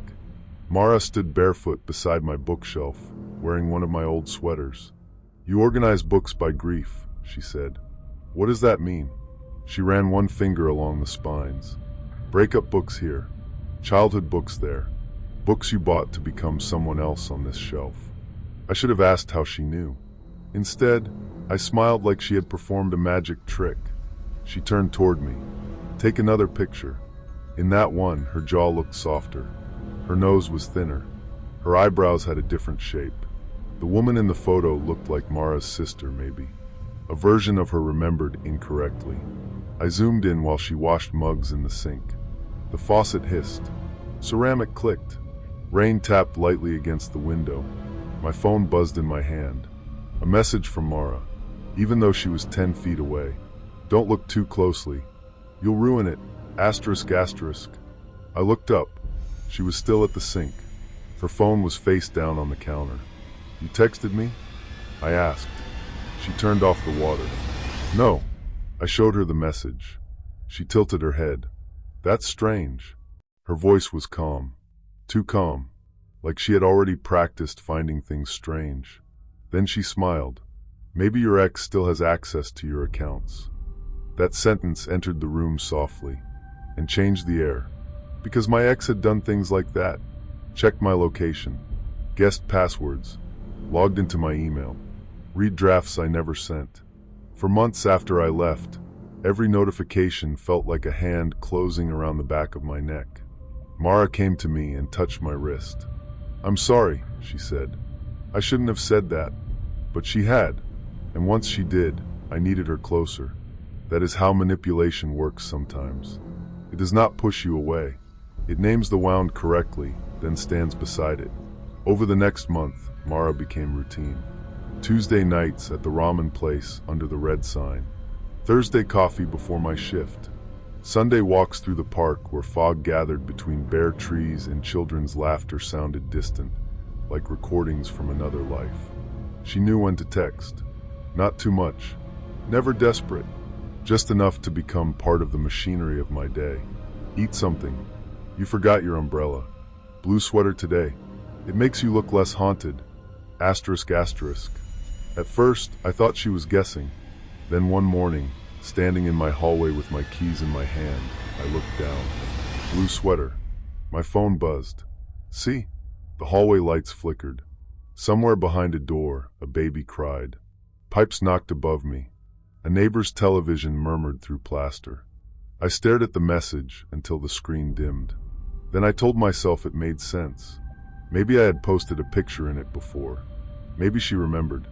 Maybe I wanted to be seen so badly that I confused surveillance for tenderness. The photos kept changing. At a Christmas market, beneath strings of yellow lights, Mara's face looked rounder, almost younger. In a mirror selfie inside an elevator, her mouth was fuller. In a blurry picture taken outside a subway entrance, her left eye seemed slightly lower than the right. I began collecting them in a hidden folder. Not because I was afraid, because I needed proof that I was not imagining it. At night, I would sit at my kitchen table while the city pulsed blue and red against the walls. The refrigerator hummed. My laptop fan whispered. Rain crawled down the windows. I opened the folder and compared her face. No two pictures matched. I tried explaining it with lighting, lenses, compression, modern phone cameras, beauty filters, AI processing. There was always an answer. There is always an answer when you are still afraid to ask the real question. Then came the voice note. It arrived at 2:17 a.m. I was awake because sleep had become thin again. The kind of sleep where every creak sounds intentional. Where the ceiling above you feels too close. Where your phone on the nightstand seems alive in the dark. The message was from my mother. Her name lit up the screen. I had not spoken to her in 4 days. The voice note was 9 seconds long. I pressed play. My mother's voice whispered through the speaker. Don't let her in, Daniel. Static. A breath. Then silence. I sat up so fast the bed frame struck the wall. I called my mother. She answered on the 5th ring, groggy and confused. Daniel, what happened? You sent me a voice message. No, I didn't. Check your phone. I'm telling you I didn't. Her breathing changed. Is this about that girl? The room went colder. What girl? The one from your photos. I swallowed. You saw them? You posted one. I didn't. But when I opened my social media, there it was. A photo of Mara and me outside the Christmas market. Uploaded from my account. Captioned, found me again. I deleted it. Changed my password. Logged out of all devices. My hands shook so badly I dropped the phone on the floor. Outside, the city was silent except for rain and the low drone of traffic on wet roads. Somewhere upstairs, footsteps crossed from one room to another. Slow, measured, then stopped. My phone buzzed again. Unknown number. Your mother always worried too much. I did not sleep. The next day, Mara came over with soup. She stood in my doorway, hair damp from rain, face soft with concern. She smelled like cold air and jasmine perfume. "You look awful," she said. "I got a strange message last night." "I know." The words came too quickly. I stared at her. She lowered her eyes. "You told me. Earlier. On the phone. I didn't call you." A floorboard creaked inside my apartment. Not outside. Inside. We both turned. The apartment was empty. Of course it was. The windows were locked. The bathroom light flickered. The refrigerator hummed like a tired animal. Mara looked at me with pity, and that look almost convinced me I was losing my mind. Almost. "You've been under stress," she said, "after what happened with Elise." I froze. I had never told Mara my ex's name. The soup bag rustled in her hand. She noticed, then smiled sadly. "You mentioned her once." "No, I didn't." "Maybe you don't remember." There it was, the small correction of reality. Gentle, poisonous. I stepped aside and let her in anyway. I wanted to believe it. That night, while Mara slept in my bed, I went through her coat. I am not proud of that, but fear makes detectives out of people who once trusted easily. In the inside pocket, I found a burner phone. No contacts, no photos, one app, a folder of voice files. My mother, my boss, my landlord, me. Short clips, cleaned, cut, labeled, laughing, saying yes, saying no, saying my own name. There was also a note file, not written like a diary, written like a case report. Subject prefers indirect reassurance. Subject responds to guilt after withdrawal. Subject checks bedroom window at 11:40 p.m. Subject uses childhood nickname only with mother, Danny Boy. Avoid early usage, asterisk asterisk. My mouth went dry. The apartment seemed to tilt. From the bedroom, Mara said softly, "Daniel." I turned. She stood in the hallway wearing my t-shirt, her face half lit by the kitchen glow. For a second, she looked different again. Not because of a camera, because she was not performing tenderness anymore. "Why do you have these?" I asked. Her eyes moved to the phone in my hand, then back to me. "You were easier to protect when you didn't know." My skin went cold. Protect from what? From people who leave you. She took one step closer. The refrigerator hummed. A car passed outside, washing the ceiling in white light. "You don't know what love looks like," she said. "You confuse neglect with freedom. That's not love." No, she looked almost disappointed. "But it's what you answer to." I backed away. She did not raise her voice. That was worse. "Who are you?" She smiled. "You know me." "No, I don't. You just don't remember every version." I left the apartment that night with no coat. Rain soaked through my shirt before I reached the street. I walked fast, then ran. Neon broke apart in the puddles.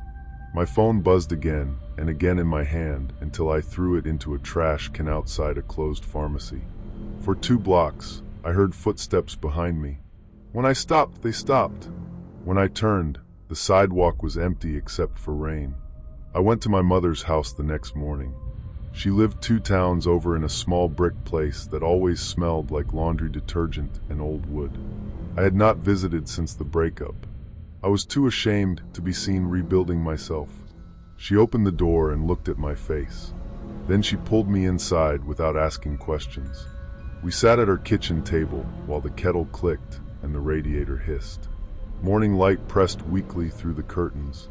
I told her everything, not all at once. The words came out broken. Photos, messages, voice files, the burner phone, the notes. My mother listened without interrupting. When I finished, she stood and went to the hallway closet. She returned with an old plastic storage box. "I should have told you something years ago," she said. The box was full of photographs. Real ones, glossy edges, faded colors, birthdays, school plays, summers where the grass looked too green, and everyone dressed badly in the same decade.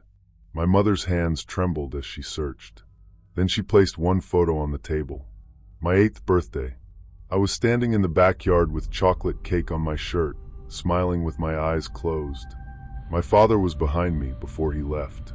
My mother was reaching toward the candles, and in the far background, near the fence, there was a girl, maybe 16, dark hair, thin face, watching me, not smiling.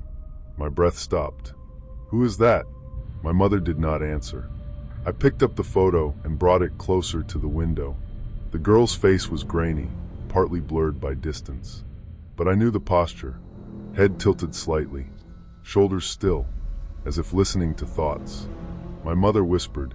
Her name was Lena then. Then, she lived next door for a while. Foster family.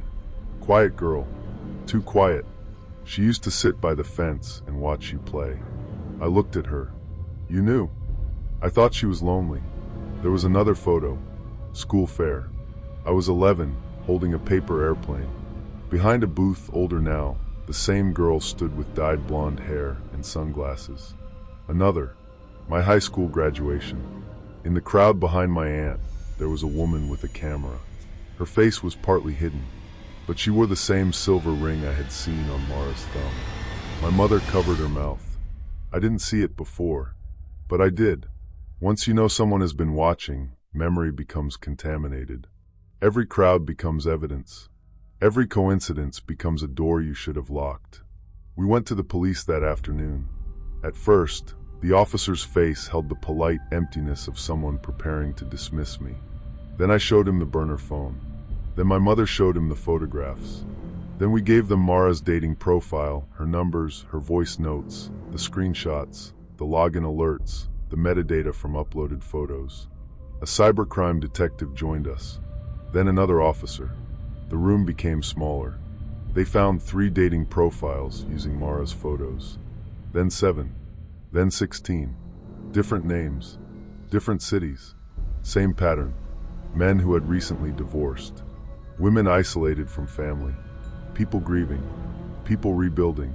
People who had posted too much of their pain online. She did not just stalk. She studied. She entered lives through wounds and called it intimacy. The detective said her real name was probably not Lena or Mara. She had used stolen identities, old social accounts, AI-edited images, cloned voices, burner phones, GPS tags hidden in gifts, and fake email recovery prompts. She had worked for a private data broker for 8 months. Before that, a photo lab. Before that, a home care agency. Access. Always access. That was her talent. Not beauty. Not charm. Access. They told me not to go back to my apartment. But I did. I needed my passport. My laptop. The old watch my father left behind, though I pretended I did not care about it. 2 officers came with me. The hallway smelled like damp carpet and someone's dinner. A television laughed behind a door. The elevator lights flickered. My apartment door was unlocked. I knew before anyone touched it. Inside, everything was clean. Too clean. The dishes were washed. The bed was made. My books had been rearranged. Breakup books gone. Childhood books centered. A jazz record played softly from my laptop speakers. Not music I had chosen. Music she had chosen for me. On the kitchen table sat a row of photographs. Every picture of us. Printed. Arranged in order. Cafe. Apartment. Market. Elevator. Street. And beside them, older photographs. Me at 8. 11. 17. 23. 30. In each one, somewhere in the background, she existed. Different hair. Different face. Different name. Same attention. The room went silent except for the music and the refrigerator hum. Then my old phone, the one I had thrown away, buzzed on the table. One officer reached for it. A message appeared. You looked happier when you didn't know. No one spoke. Then from the bedroom closet came the faintest sound. Breathing. The officers moved fast. One shouted. One pulled me back. The closet door opened. Mara stepped out slowly. She was wearing a gray coat I had never seen before. No weapon, no panic. Her face looked bare without expression, like a room after everyone leaves. She looked at me, not at the police. "You brought strangers into this," she said. Her voice was gentle, almost hurt. "You broke into my life," I said. She blinked. "No, I maintained it." The officer told her to put her hands where he could see them. She obeyed, but her eyes stayed on me. "You were alone," she said. "I knew how to reach you. You made me alone." "No," she whispered. "I waited until everyone else failed." For 1 second, I understood the trap. Not agreed. Understood. She had built her whole mythology around patience, around endurance, around being the last person standing outside the burning house, claiming that made her love. As they cuffed her, she smiled at me. Small, private, like we still shared something. "You'll check every photo now," she said.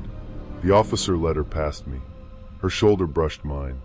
Cold fabric, jasmine perfume, rainwater. Then she was gone. The legal part took months. There were hearings, statements, devices, other victims, folders inside folders. A life built from stolen fragments. She had not watched only me, though she had watched me longest. That fact did not comfort me. It made the world feel larger and more infected. I moved again. Smaller apartment, higher floor, no dating apps, no smart speaker, no shared cloud albums. The first night there, rain tapped against the window, and the refrigerator hummed in the dark. A siren passed below. Someone played soft music through the wall. Jazz. I turned off every light and stood by the glass. My reflection looked back at me. For a moment, I did not trust my own face. That is what she changed. Not my address, not my passwords, not my routines. She changed the distance between me and the world. Before Mara, privacy had felt like something ordinary. A locked door, a password, curtains drawn at night. After her, I understood privacy as a living boundary. Something that must be protected. Something people can enter quietly, smiling, carrying soup, saying your name the way you always wish someone would. I still take photographs. Less often. Sometimes with friends. Sometimes alone. Sometimes of rain on cafe windows or neon trembling in puddles. But I always look in the background now. Not because I think she is there. Because memory is not a record. It is a room. And once someone hides inside it, you spend the rest of your life checking the corners. Story 6. I met Nora 2 months after I stopped sleeping through the night. Not because of nightmares. Not exactly. It was the apartment. The radiator clicked in the walls like knuckles. The refrigerator hummed with a tired, animal sound. Rain tapped the windows in patterns that almost became language if I listened too long. And I listened too long. After Leah left, silence became a room I lived inside. She had not destroyed me all at once. That would have been easier.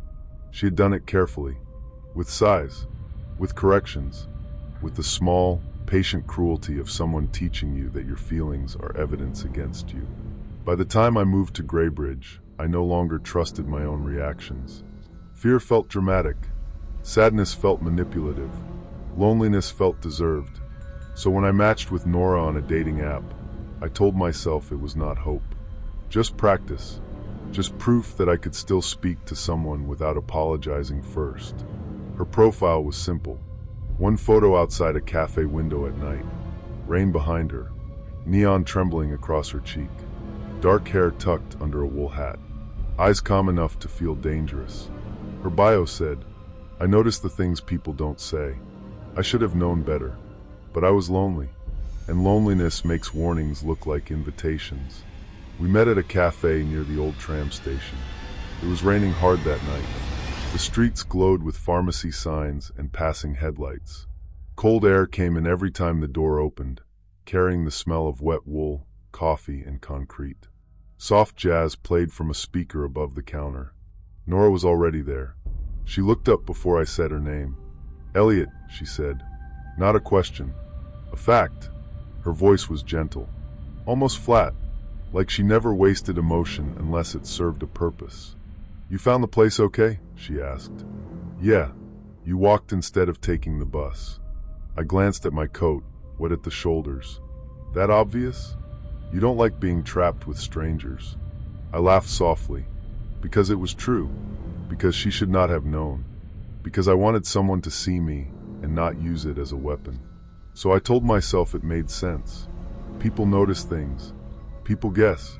Nora listened like she had nowhere else to be. She did not interrupt, did not rush to fill silence. When I looked down too long, she said, "You don't have to perform being okay." That sentence did something to me. It opened a door I had been standing outside for years. By the third date, I was going to her apartment. She lived in an old building above a closed tailor shop, 4 floors up, no elevator. The stairwell smelled like dust, rainwater, and old cooking oil. Somewhere behind the walls, a television murmured. Footsteps passed overhead. A dog barked twice, then stopped like someone had put a hand over its mouth. Her apartment was beautiful in a neglected way. Dim lamps, second-hand furniture, plants leaning toward windows, books stacked on the floor, a record player near the kitchen, always playing soft jazz, so low it seemed to come from another room. The bedroom was colder than the rest of the place. I noticed that first. Then the bed, low wooden frame, white sheets, a black phone charger hanging down the side like a loose vein. Nora saw me looking. "I don't sleep much," she said. "Me neither." Her smile was small. "I know." I wanted to ask what she meant. I didn't. Maybe I was overthinking. The first whisper came a week later. We were sitting on our couch while rain scratched at the windows. My phone buzzed in my pocket, but I ignored it. Nora watched me ignore it. "You can check," she said. "It's fine. You always say that when it isn't." I looked at her. She reached over and touched my wrist. Not romantic. Measured. "You're safe here." I believed her because I needed to. At 1:13 a.m., she turned her head toward the bedroom. Her expression changed. Not fear exactly. Performance of fear. I know that now. At the time, I only saw someone fragile. "Did you hear that?" she whispered. I listened. Rain. Radiator. The faint hiss of a record ending. "No." She stood slowly. "It happens at night." "What does?" "The voice." I followed her to the bedroom. The room smelled faintly of lavender and dust. Outside, fog pressed against the window. Neon from a convenience store sign flickered red across the ceiling. Nora stood behind me. "It comes from under the bed," she said. I got down on one knee. The floor was cold against my palm. I lifted the hanging sheet and looked underneath. Nothing. Just dust. A single hair tie. A shoebox.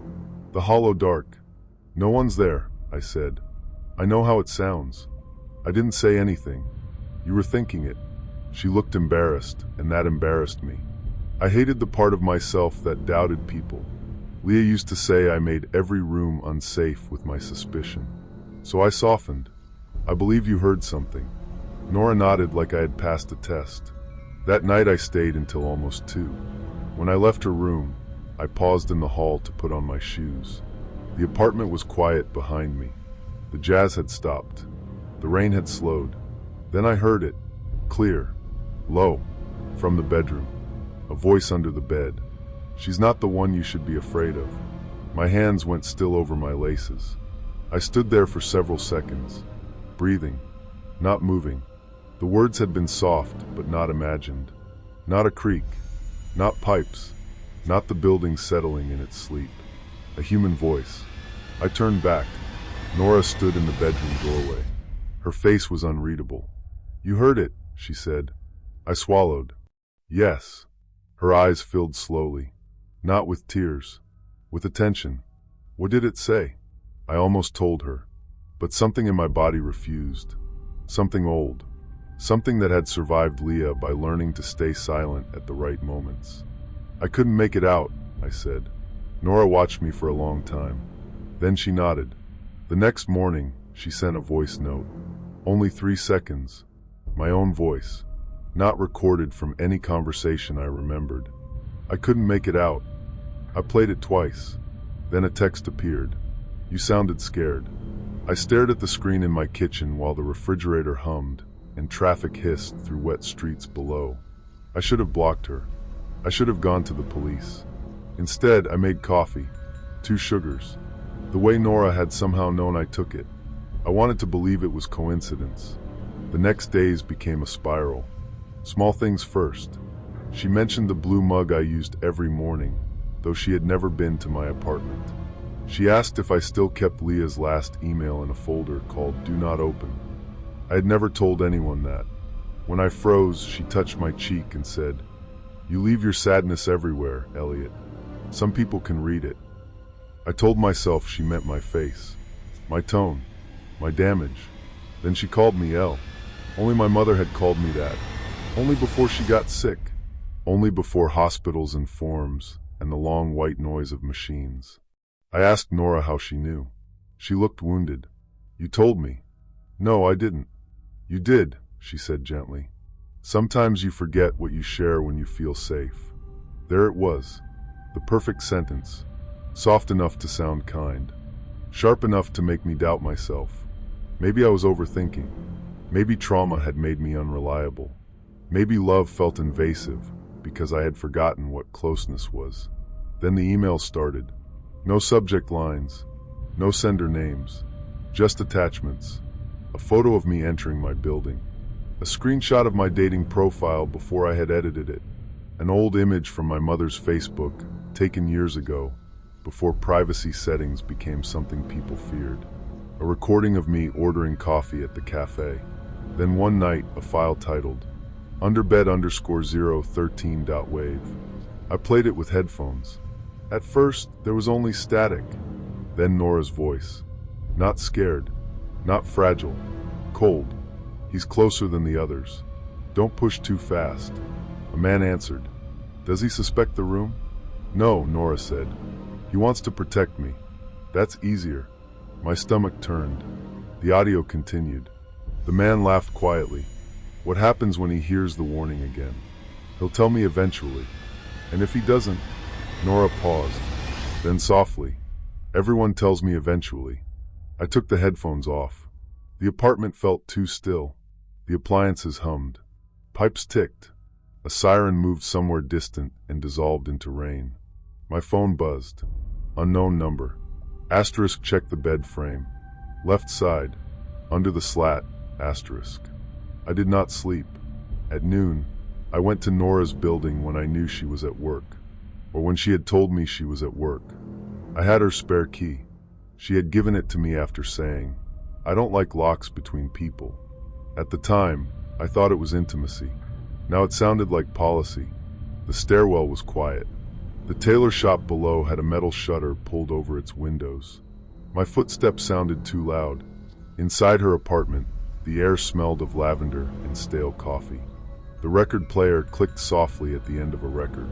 Click. Click, click, like a tongue against teeth. I went to the bedroom, got on the floor, lifted the sheet. My hands were shaking so badly I had to stop twice. Under the left slat, taped into the shadow, was a small black device. Not a person, not a ghost, a burner phone. Its microphone hole had been carefully cleared. A wire ran from it into a tiny speaker fixed inside the bed frame. The thing under the bed. I pulled it free. The screen lit up without a password. One open note. "If you found this, she's already studying you. Don't confront her alone. She records everything. She builds people from what they fear losing. My name is Isaac Vale. I was not her first. You are not her last. Asterisk asterisk." Below that were folders. Names. Dates. Voice samples. Photos. Chat logs. Fake profiles. Emails, a map of my apartment building, a folder labeled Elliot/active. I opened it. There I was. Screenshots from my social media, my old workplace bio, a copy of Leah's public wedding announcement with someone else, my mother's obituary, my therapist's office address, the cafe I visited every Tuesday, a note Nora had written, attachment wound, maternal loss. Responds to being observed without judgment. A Avoid direct pressure. Use protective role. Introduce shared insomnia. Trigger with childhood nickname by week 4, asterisk asterisk. I sat on the floor beside her bed. For a moment, I could not move. Not because I was surprised, because part of me had known. The body always knows before the mind can afford to. A floorboard creaked outside the bedroom. I turned. Nora stood in the doorway. Her coat was wet from rain. Her face was calm. Too calm.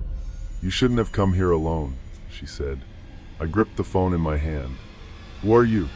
She looked almost sad. "You always ask that like there's one answer. Who is Isaac?" Her eyes moved to the device. For the first time, something broke in her expression. Annoyance. Not fear. He liked puzzles. He warned me. He didn't understand boundaries. I almost laughed. The sound came out wrong. "You're talking about boundaries?" Nora stepped into the room, slowly, as if approaching a frightened animal. "You were drowning when I found you," she said. I paid attention. I learned what helped. That isn't cruelty. You hacked me. I listened. You cloned my voice. To understand your cadence. You used my mother. Her face softened. There it was again. The imitation of care. "Grief makes people easy to reach," she said. The sentence was so clean, so bloodless. It frightened me more than shouting would have. My phone was in my pocket. I had already dialed emergency services before entering the bedroom. The call was open, silent, recording. Nora did not know that. Or maybe she did. With her, ignorance never felt safe.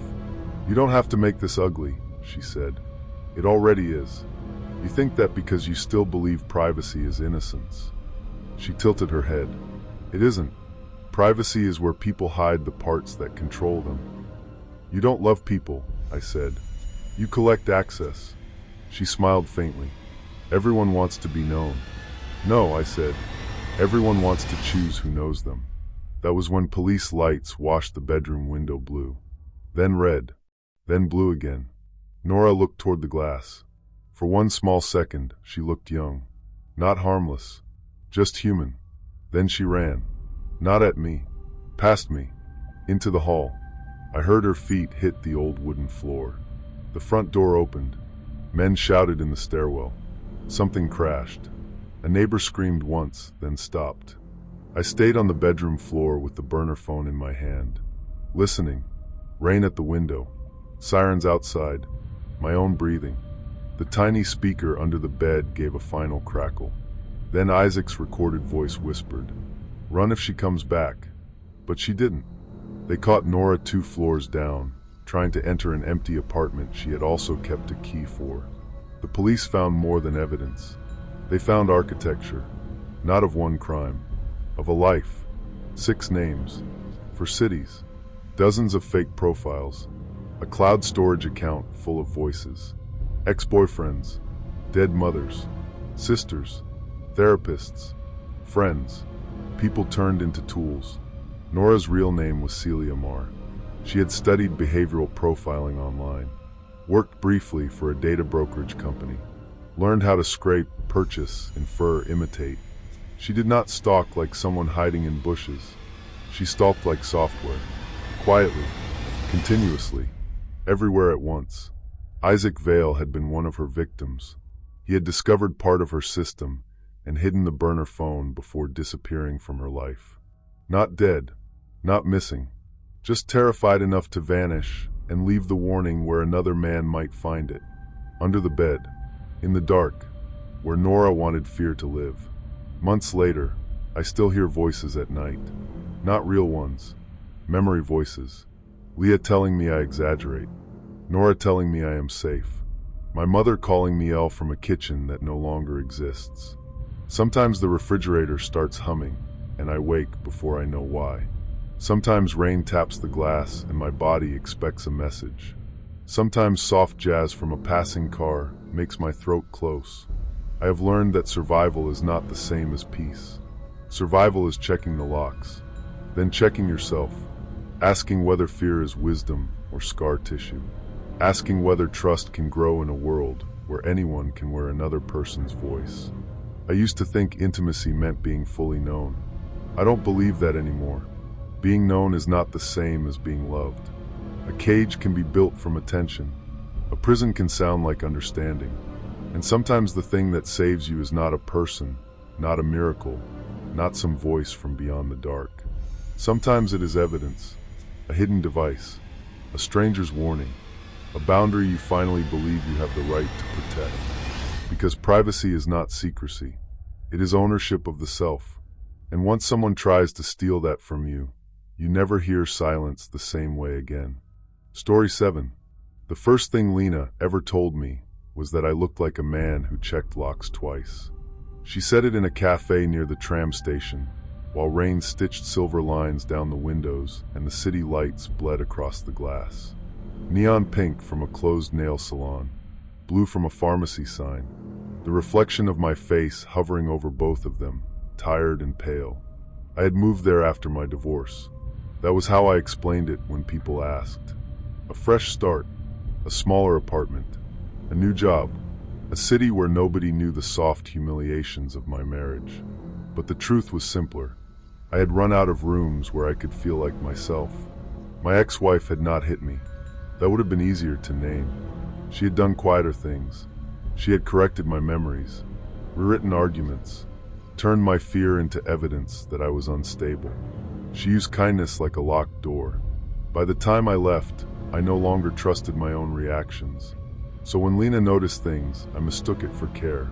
"You checked the cafe door when I came in," she said. I gave a small laugh. "Habit? Bad history?" I should have lied. Instead, I looked into my coffee and said something like that. She did not ask more. That made me like her. Lena had a calm face. Dark hair cut just below her jaw. Gray coat. No bright lipstick. No nervous performance. She listened with her whole body, elbows tucked in, eyes steady, as if every word I said mattered and every silence mattered more. We met on a dating app. Her profile was almost empty. 3 photos. 1 line. I believe people reveal themselves in small routines. At the time, I thought that was poetic. Later, I understood it was a confession.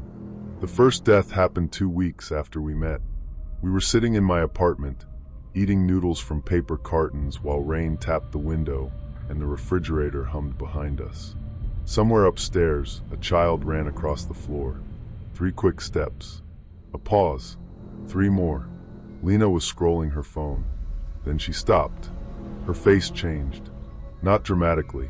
Just enough. Like a shadow crossing water. "What is it?" I asked. She looked at me with wet eyes. "Do you know a man named Caleb Frost?" I did. Barely.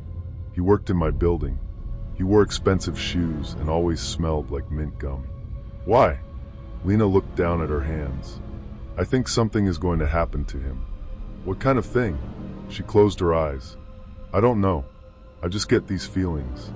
I wanted to smile, to make it light, but she looked genuinely frightened. "When?" I asked. "Tonight." At 11:46 p.m., my phone buzzed. A work group chat. Caleb had died. No details at first. Just shock. Sad emojis. Someone asking if anyone had spoken to his family. Rain kept tapping the glass. The noodles went cold between us. Lena covered her mouth. "I'm sorry," she whispered. I looked at her. The room felt too quiet. The refrigerator hummed. A siren passed somewhere far below, then faded into wet streets. "How did you know?" "I didn't know. But you said." I said I felt something. Her voice was soft, almost ashamed. I wish I were wrong. I wanted to believe her. That was the beginning of everything. After Caleb, there was Mrs. Varga from the building across the street. Lena saw her through the cafe window one morning and went very still. "Her," she said. The old woman was carrying a paper bag of oranges under one arm. "What about her?" Lena shook her head. "Nothing." That evening, the building group chat mentioned an ambulance. By midnight, people were posting candles. Then a man named Dennis Vale, who ran a podcast about city history. Lena mentioned his name while we were lying in bed, listening to soft jazz leak through the wall from my neighbor's apartment. "I don't like his voice," she said. You listened to him? No. Then how do you know his voice? A pause. The radiator clicked. I think I heard you playing him once. Maybe I had. 3 days later, Dennis died. Each time, Lena cried. Quietly. Convincingly. She never seemed excited. Never theatrical. She acted like a person burdened by something she did not understand. And I was lonely enough to call suffering intimacy. She became part of my life with frightening ease. She knew I preferred corner tables. She knew I hated phone calls after 9 p.m. She knew I put my keys in a ceramic bowl by the door because losing keys made my chest tighten. She brought me the exact brand of tea my mother used to keep in our old kitchen cabinet. I had not told her that. When I asked, she smiled. You mentioned it. Did I? You forget what you say when you feel safe. That sentence stayed with me. I wanted to be a man who could feel safe. So I let her define what safety sounded like. The strange things gathered slowly. Like dust. A song played from her phone one night while we were cooking. An old jazz track my father loved. I had never heard it outside my childhood home. Lena hummed along. You know this? She looked at me too quickly. I like old music. My dad loved this song. I know. I stared. She set down the knife. You told me. I had not. Maybe I was overthinking. Maybe grief made coincidences feel arranged. Maybe intimacy was just attention with better lighting. I told myself it made sense. Then the phone call started. Unknown number. One ring. Always at 2:17 a.m. The first time, I answered because sleep had already left me. There was only breathing. Not loud. Not threatening. Just close. A person on the other end, sitting in their own dark room, listening to me listen. Hello. Silence. Then a click. I blocked the number. Another called the next night. My emails filled with strange login alerts. Someone tried to access my cloud account from devices I did not recognize. My social media showed friend requests from blank profiles. One had a profile picture of a rainy street outside my apartment, taken from below. I showed Lena. She held my phone carefully, like it was evidence of my fragility. This is your ex, she said. No, she hurt you. People like that hate losing access. You don't know her. I know patterns. The way she said it made me feel foolish for resisting. Then she touched my wrist. You do not have to defend the person who damaged you. I looked away. Rain moved against the windows. The city was a wet blur. I wanted someone on my side so badly that I stopped asking what side Lena was on. The night she said my name, there was fog outside. Thick fog. It turned the buildings into shadows and made the streetlights glow like moons underwater. I had come home late from work. My shoes were damp. My hands smelled like cold metal from holding the tram rail. Lena was in my kitchen. I had not given her a key. At least, I did not remember giving her one. She stood by the sink, wearing my black sweater, her face pale in the under-cabinet light. The apartment was silent except for the humming refrigerator and the faint buzz of my phone charging on the counter. She had been crying. Lena? She turned toward me. I saw your name. For a second, I did not understand. Then I did. The air left the room. What? She covered her mouth. I'm sorry. No. I don't control it. No. I said again, because denial was the only object in reach. She stepped closer. I need you to stay with me tonight. Why? Because when I'm near you, sometimes it changes. That was new. She had never said that before. What does that mean? It means people are harder to lose when they let themselves be loved. It was such a gentle sentence, such a cruel one. I slept beside her because fear makes obedience feel practical. All night, I listened to the rain tap the glass. The radiator clicked. Somewhere in the hallway, floorboards creaked. My phone buzzed twice, but Lena had placed it on her side of the bed. When I reached for it, she woke instantly. Don't, she whispered. Why? You'll spiral. I looked at her hand covering mine. Not gripping, not forceful, just there. A soft lock. In the morning, my phone had been wiped of notifications. She said I had deleted them myself. I almost believed her. That scared me more than anything. So I began keeping notes. Not dramatic notes. Small ones. Dates. Times. Things she claimed I had told her. Things I had never said. Screenshots of login attempts. Unknown numbers. Photos of cars parked outside my building. A blue sedan appeared often. No plates visible in most pictures. The one time I caught the plate, the car disappeared for a week. Then came the voice note. It arrived from my own email account at 3:04 a.m. Subject line, "Don't trust her grief." The file was 8 seconds long. At first, just static. Then a man's voice. Mine. Lena is trying to save me. I should listen. I stopped breathing. It was my voice. Almost perfect. The rhythm. The quietness. Even the little break in the word listen. AI voice cloning. I had read about it. Everyone had. The future had become a locked room where anyone could wear your face, borrow your voice, and leave you to argue with evidence that looked like you. I played it again, then again. Behind the audio, under the synthetic version of me, I heard something else. Music. Soft jazz. The same track that played through my wall every Thursday night. My neighbor's apartment. Or mine. I checked the file metadata. Most of it had been stripped, but one field remained. A device name. LV13. Lena Vale. Except that was not her last name on the dating app. There, she was Lena Wren. At work the next day, I searched her. Properly. Not with trust. With dread. Lena Wren had no past. Her social media accounts were recent. Her photos were too clean. No family. No childhood friends. No old arguments in comment sections. No ugly lighting. No human mess. Then I found another name. Lena Vale. An archived missing person discussion board from another city. A man named Aaron Pike had dated a woman named Lena Vale. He died 6 months later. Before that, he had told friends she could predict deaths. Another name surfaced. Mirasol. Same face, different hair. Connected to a teacher who died after receiving anonymous threats. Then Clara Venn. Then Elise Ward. Each identity lived for a season. Each appeared beside lonely men. Divorced men. Grieving men.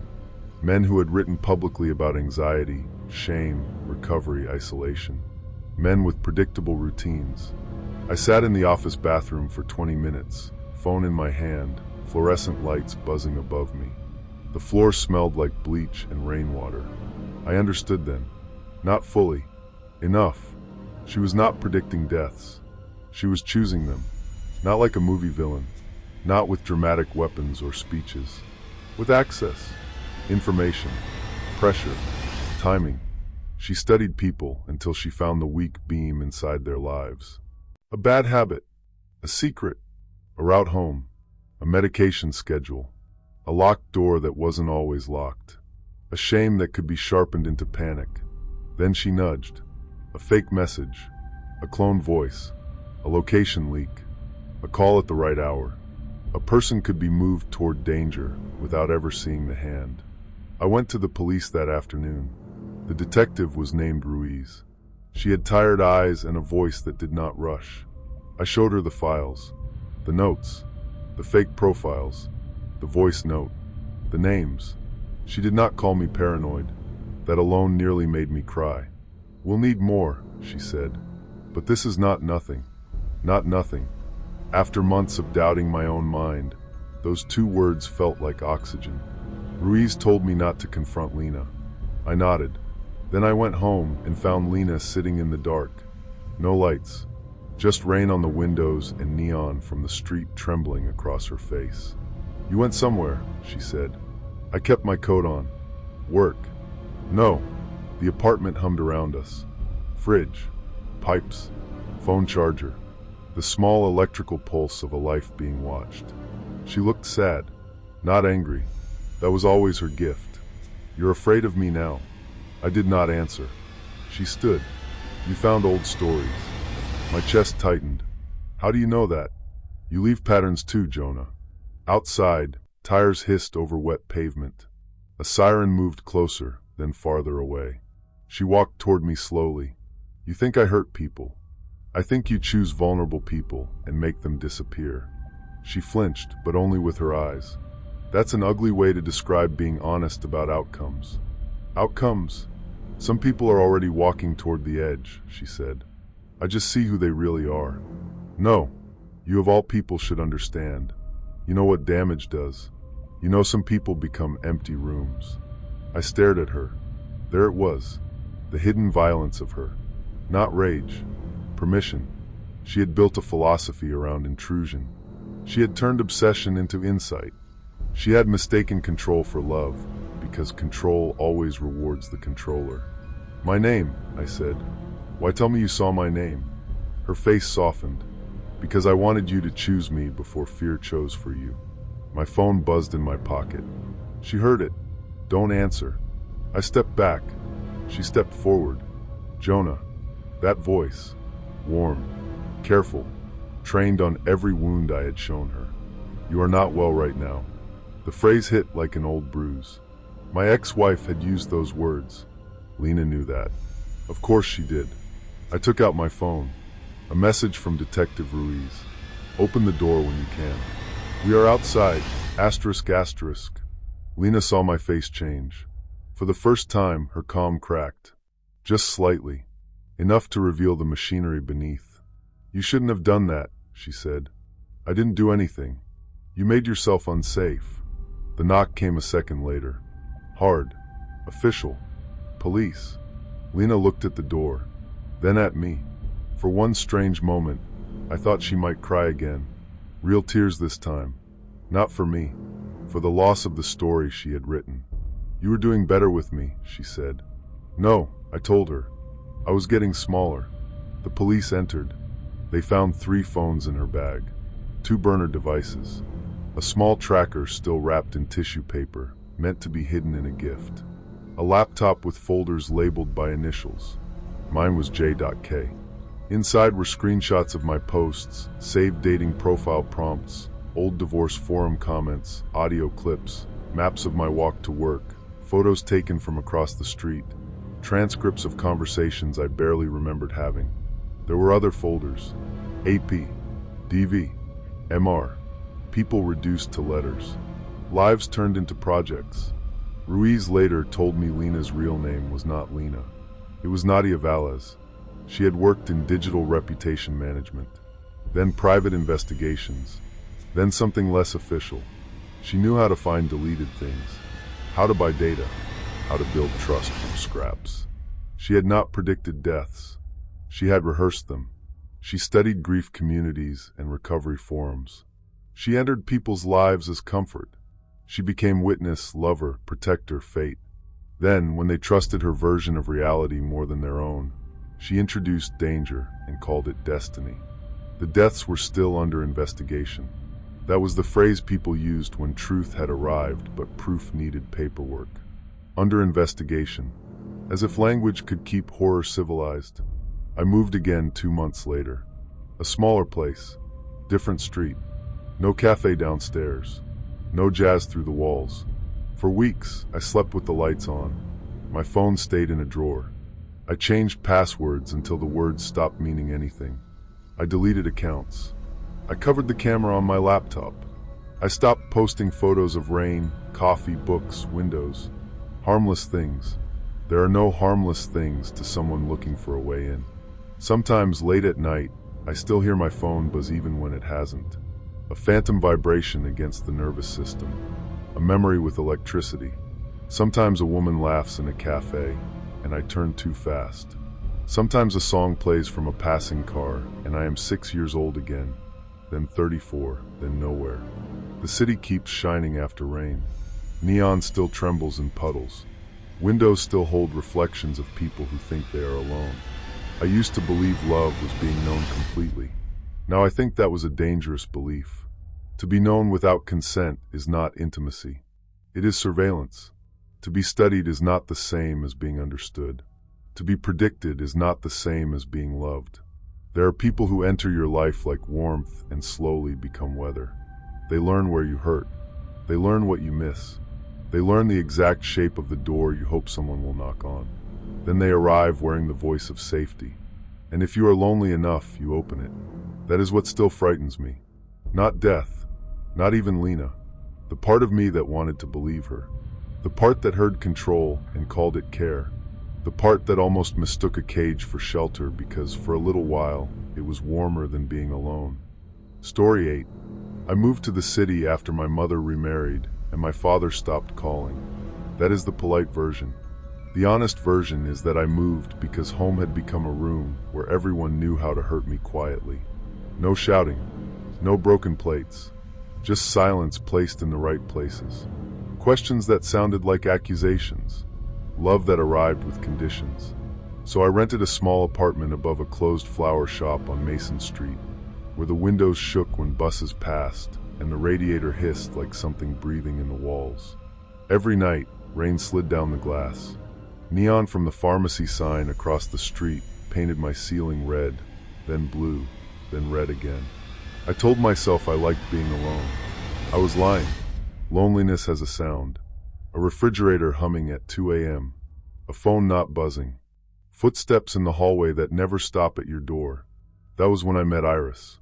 On a dating app one had downloaded and deleted 3 times. Her profile was simple. No dramatic quotes. No filtered beach photos.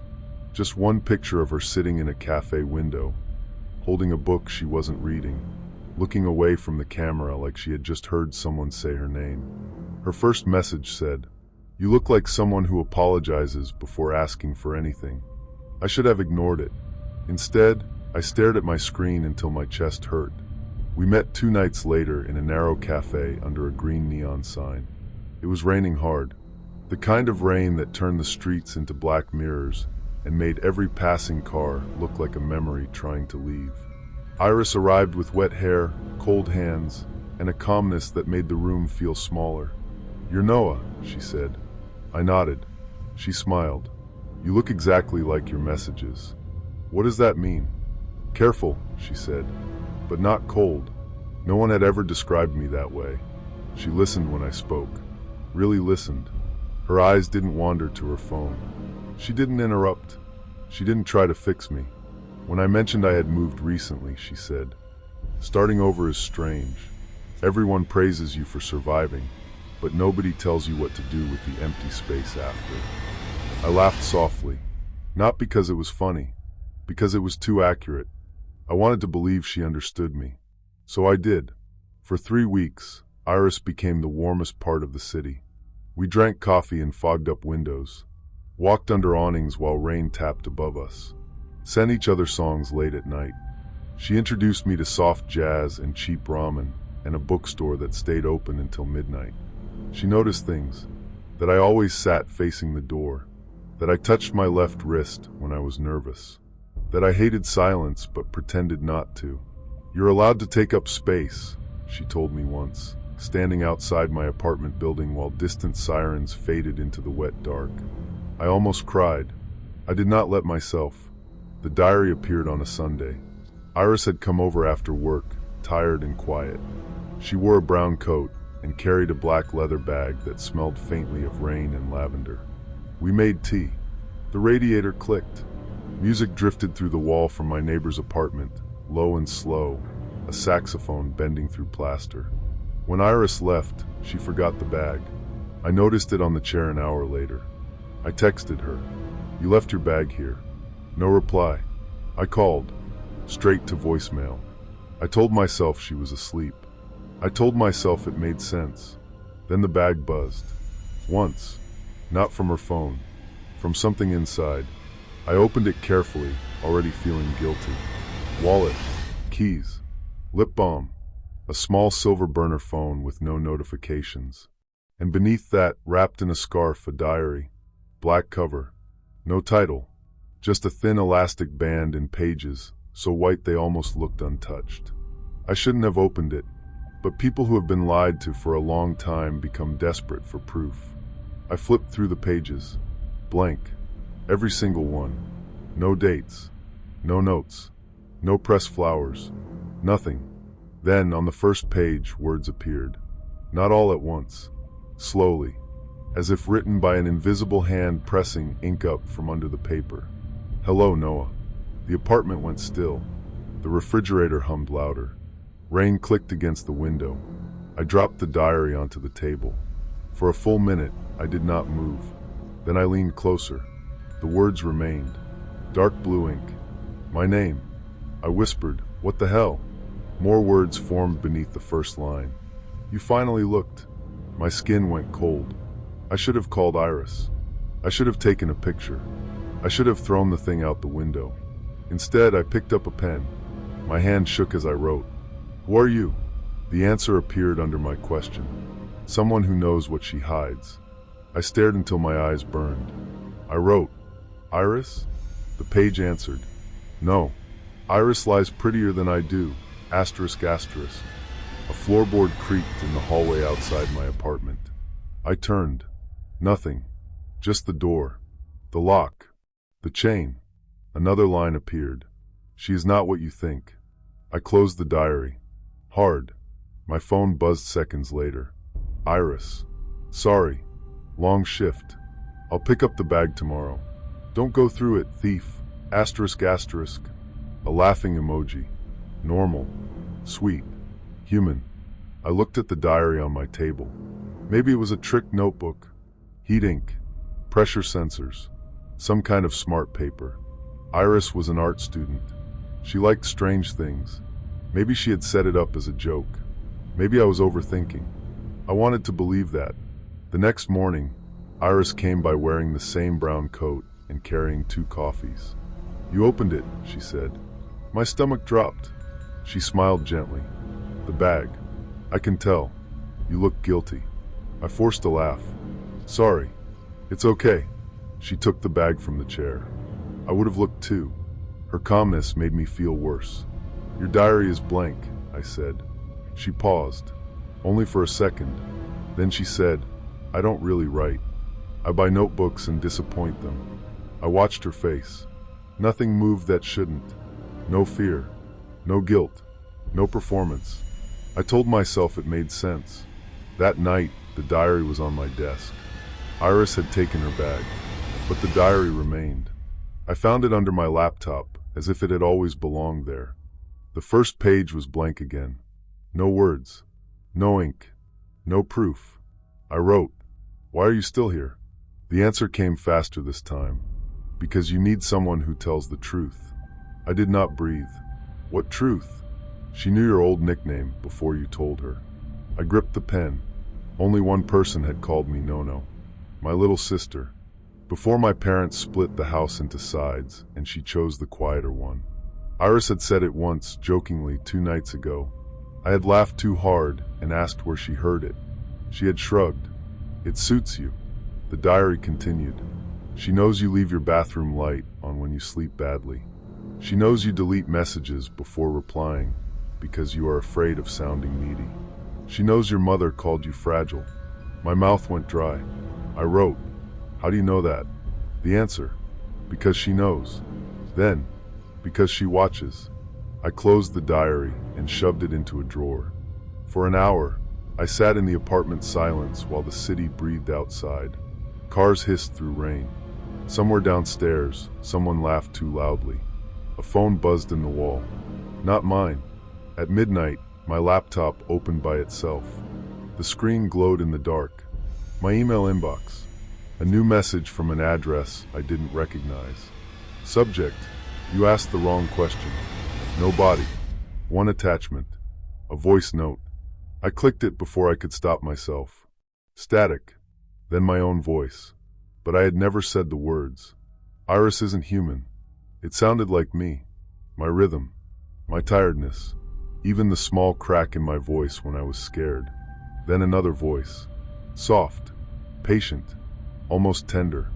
The diary's voice, though it had never spoken before. She was made for you. The file ended. I sat there listening to my appliances hum.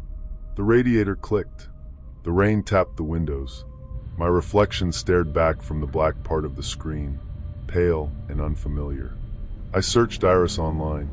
At first, everything looked real. Instagram, old photos, college posts, cafe tags, comments from friends, a playlist profile, a LinkedIn page. But when I looked longer, the edges softened. Her friends had empty accounts. Their comments repeated phrases. Beautiful soul. Miss this night. You always find the light. Some photos had strange metadata. Dates before the accounts existed. Locations stripped clean.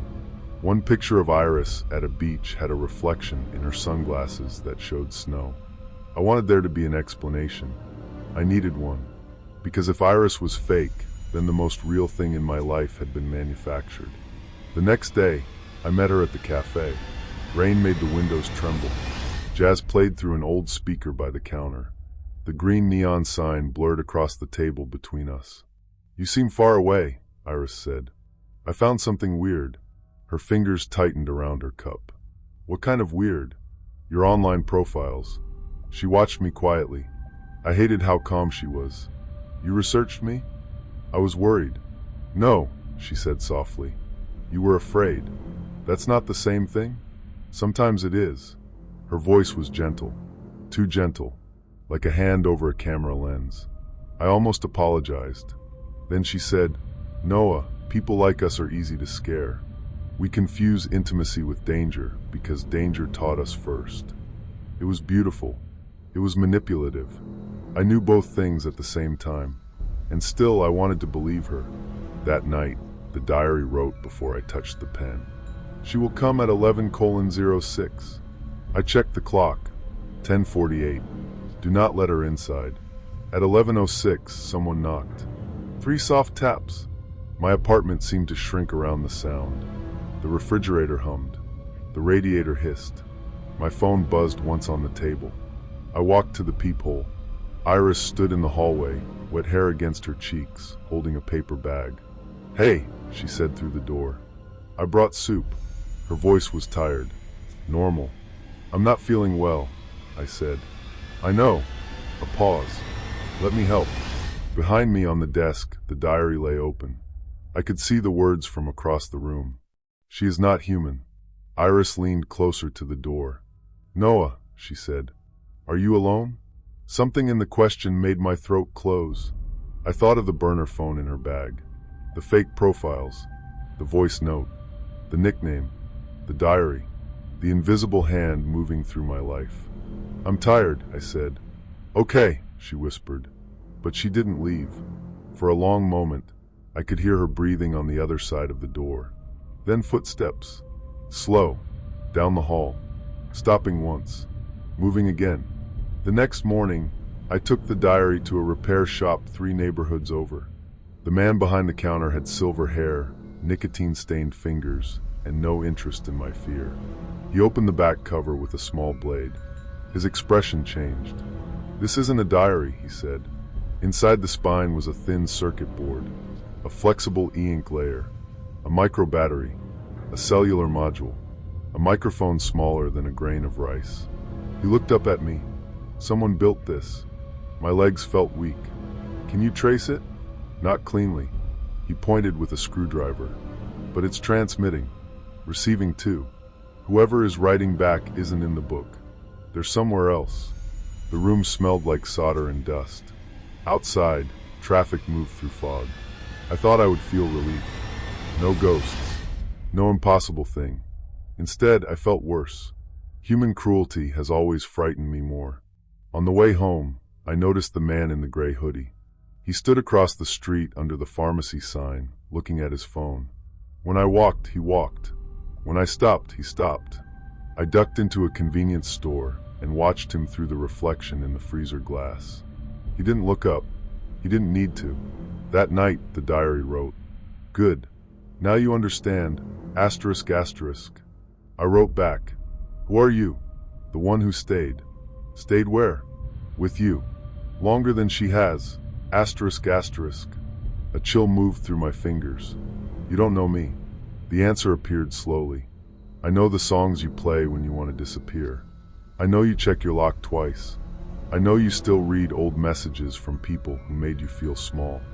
I know you want to be chosen without begging. I stopped writing. The next line appeared anyway. I chose you first. My phone buzzed. Unknown number. A video. It showed me through my apartment window, standing at the desk, looking down at the diary. The camera was across the street. High angle. Steady. My hands began to shake. I called Iris. She answered on the first ring. Noah, tell me the truth. Silence. Then a soft exhale. About what? The diary. Another silence. This one different. Not guilty. Afraid. Where did you get it? She asked. It was in your bag. No, her voice lowered. No, it wasn't. Iris. Listen to me. Get out of your apartment. The hallway floor creaked outside my door. One step, then another. I froze. Iris kept talking, fast now, quiet and terrified. That diary belonged to a man I reported last year. He used to send me pages from it. Things I had never told anyone. He said it understood him. He said it picked people. Who? His name is Adrian Vale. He builds surveillance tools, fake profiles, voice models. He follows people through metadata, old posts, leaked passwords. Noah, he doesn't want me. The floor creaked again. Closer. He wants whoever I love. The line went dead. Then the diary wrote, she always makes herself the victim. The doorknob moved. Once. Slowly. I backed away. My phone had no signal. The apartment seemed suddenly too full of sound. Rain hitting glass. My breathing. The hum of the fridge. The faint jazz through the wall. The doorknob stopped. Then my phone buzzed again. A message from my own number. Open the door, Noah. You don't have to be alone anymore. Asterisk, asterisk. I grabbed my keys and climbed out the fire escape window. The metal ladder was slick with rain. Cold cut through my hands. Below, the alley glowed with reflected neon and dirty water. Behind me, inside my apartment, someone knocked from the other side of my own door. Calmly, politely. 3 soft taps. I ran 2 blocks through rain before I found a police car outside a deli. I must have looked insane. Barefoot, shaking, holding a black diary under my coat like a wounded animal. But evidence has a language fear does not. The circuit board, the messages, the video, the voice note, the stalking report Iris had filed months earlier. Police found Adrian in the empty office above the pharmacy across from my apartment. He had cameras pointed at my windows, a laptop with folders of victims, fake profiles built like stage sets, AI voice models, burner phones, tracking links hidden in emails, a spreadsheet of routines. Mine was labeled Noah/high attachment risk/responsive to care language. I read that line in the police station under fluorescent lights while a vending machine hummed behind me. Responsive to care language. That was what I had been reduced to. Not lonely, not hurt, not human, just vulnerable enough to enter. Iris came to the station near dawn. Her face was pale, her eyes red. For a moment, neither of us spoke. Rain tapped against the glass doors behind her. I didn't know he found you, she said. I know. I should have told you. Probably. She nodded, accepting it without defending herself. That helped more than an apology. We sat in plastic chairs while detectives moved around us with coffee and folders and tired voices. There was no dramatic ending, no final scream, no monster dragged into daylight. Just a man in handcuffs who looked ordinary enough to stand behind you in a grocery line. That was the worst part. Afterward, I changed apartments, changed passwords, deleted profiles, covered cameras, learned about metadata, tracking pixels, cloned voices, social engineering, all the invisible doors people leave open because life is too exhausting to lock every window. Iris and I didn't last. Not because the feeling was fake, because fear had gotten there first. Sometimes 2 people survive the same fire and still cannot live in the same house afterward. On my last night in the apartment, I found 1 blank page from the diary tucked behind my desk. Just 1. No circuits, no ink, no hidden battery, only paper. For a long time, I stared at it while rain threaded down the window and the city shivered in neon below. Then I wrote 1 question. Why me? Nothing answered. The page stayed blank. That silence frightened me more than the words ever had, because I understood then that the diary had never been magic. It had been attention, Focused, patient, predatory attention. And attention can feel like love when you have been starving for it. That is what obsession understands. It does not begin by breaking down your door. It learns your favorite song. It remembers your coffee order. It speaks in the voice you needed when no one came. It studies the wound before touching it.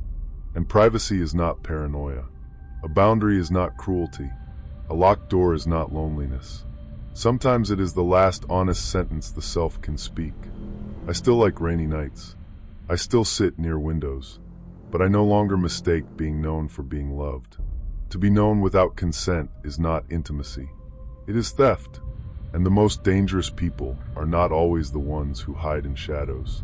Sometimes they are the ones who hand you a blank page and wait for you to write yourself into their possession. Story 9. I met Clara on a dating app 3 months after I moved to the city. It was raining that night. Not cinematic rain. Not pretty rain. The cold, sideways kind that makes streetlights look sick and turns every sidewalk into a black mirror. I was sitting alone in a cafe near my apartment, watching neon signs shiver in the window, trying not to text someone who had taught me that love could sound like criticism if it was delivered softly enough. My breakup had not been dramatic. No screaming, no thrown glass, just 2 years of being corrected until I no longer trusted my own memory. I moved because staying felt like giving my old life permission to keep touching me. The city was supposed to make me anonymous. Instead, it made me lonely. My apartment was small and too quiet. The refrigerator hummed all night. The pipes clicked in the walls. The neighbor above me played soft jazz after midnight, always the same trumpet melody, always faint, like music remembered from another room. That was when Clara messaged me. Her profile picture showed her standing beneath an umbrella, face half lit by the glow of a convenience store sign. Her bio said, "I notice things people don't say." I should have ignored that. Instead, I replied, because I wanted to be noticed. Not watched, not studied, just noticed. There is a difference. At least, I thought there was. Her first message was calm.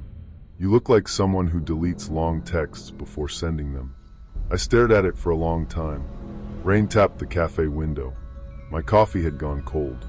I typed, "That's specific." She answered almost immediately. Specific is kinder than vague.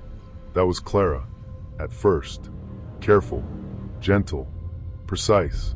She asked about my classes, my apartment, the city. She remembered things I mentioned once and brought them back days later like small gifts.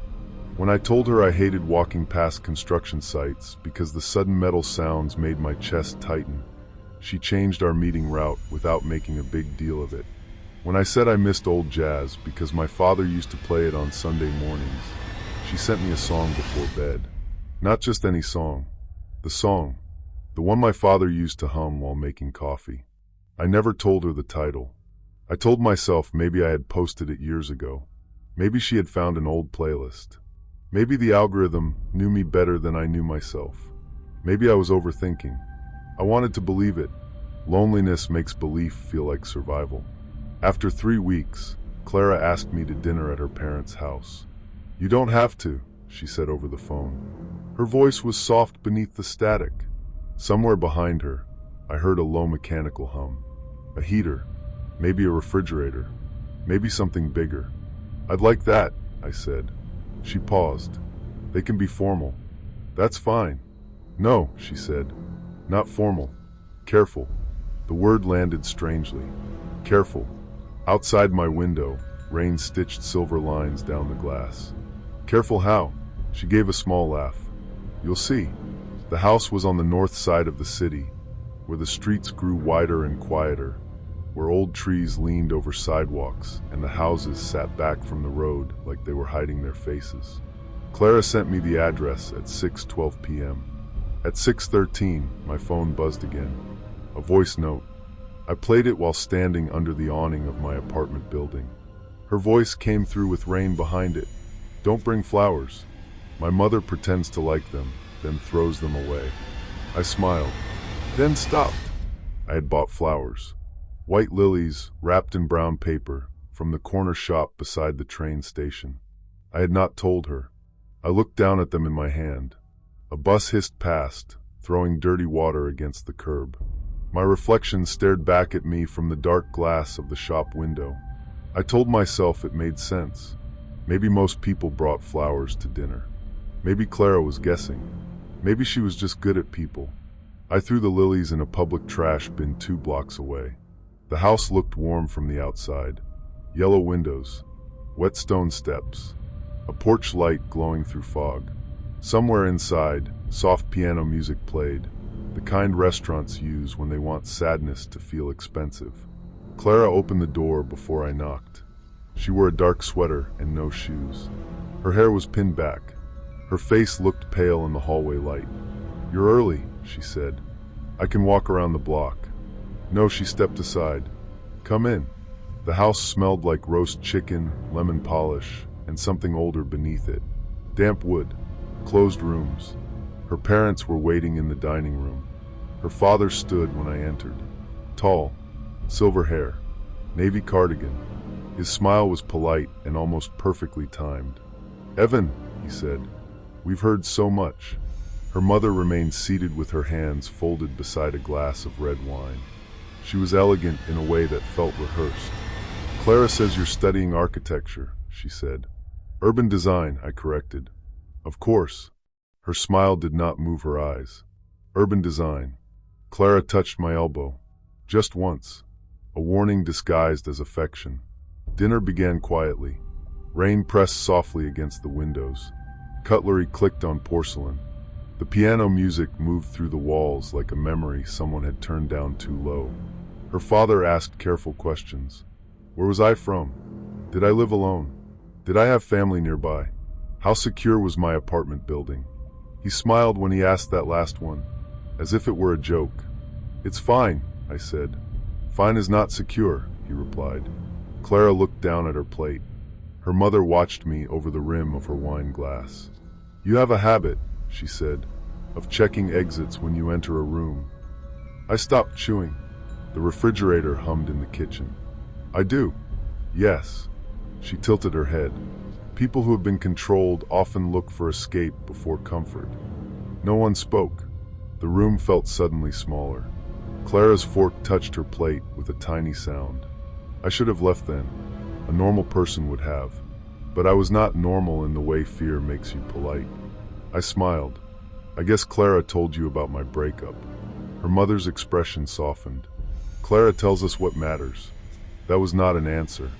Then I heard it. A scratch, thin and slow, from somewhere behind me. I turned toward the hallway. At the end of it, beneath the staircase, was a white basement door.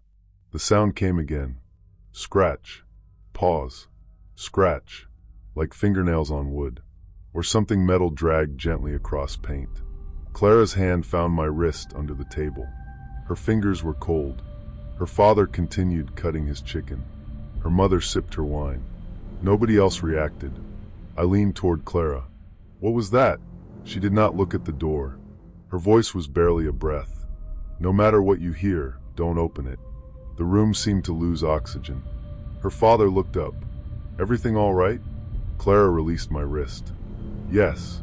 Her mother smiled. "Old houses make sounds." Another scratch. This time softer. Almost careful. Then a faint knock. 3 times. From below. I wanted to believe there was a pipe down there. A branch against a window. A pet.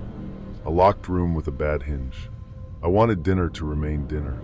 I wanted Clara to remain Clara. Maybe I was overthinking. Then my phone buzzed in my pocket. I ignored it. It buzzed again. And again.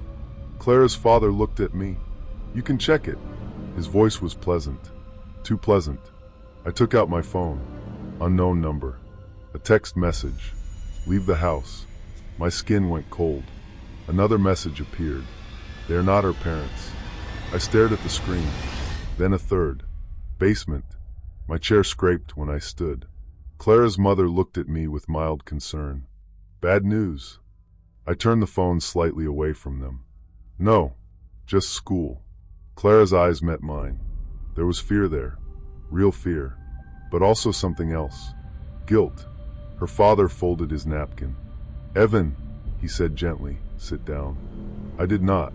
The scratching came again, louder this time, then a sound I could not rationalize. A human breath against the other side of a door. I moved toward the hallway. Clara stood quickly. Evan. Her voice cracked. Her father rose. Not fast. Not threatening. That was worse. He moved like someone certain he did not need to rush. Curiosity, he said, is often a trauma response. It makes people mistake danger for truth. I looked at him. Who are you?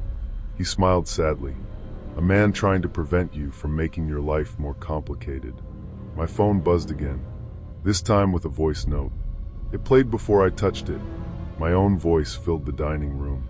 Calm, clear, artificially steady. I'm staying with Clara tonight. Don't call me. I froze. It was my voice, not a recording I remembered. Not quite natural, but close enough. Close enough to fool anyone who loved me.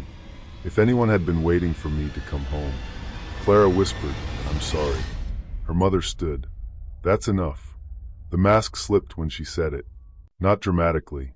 Just a fraction. Her voice lost its warmth. The polite dinner dissolved into something organized and cold. I ran for the basement door. Clara's father moved after me. A chair fell behind us. The hallway smelled like dust and lemon polish. My socks slipped on the wooden floor. The scratching became frantic. Don't open it, Clara cried. But this time it did not sound like a warning for me. It sounded like a plea for them. I reached the door. Locked. From the outside, a keypad had been installed above the handle. Not old house strange. Modern strange. Intentional. My phone buzzed again. A new message. Asterisk code is her birthday. Real Clara. 0417 asterisk. I punched it in. The lock clicked. Her father grabbed my shoulder. I twisted away. The basement door swung open. A cold smell rose from below. Concrete. Damp laundry. Fear.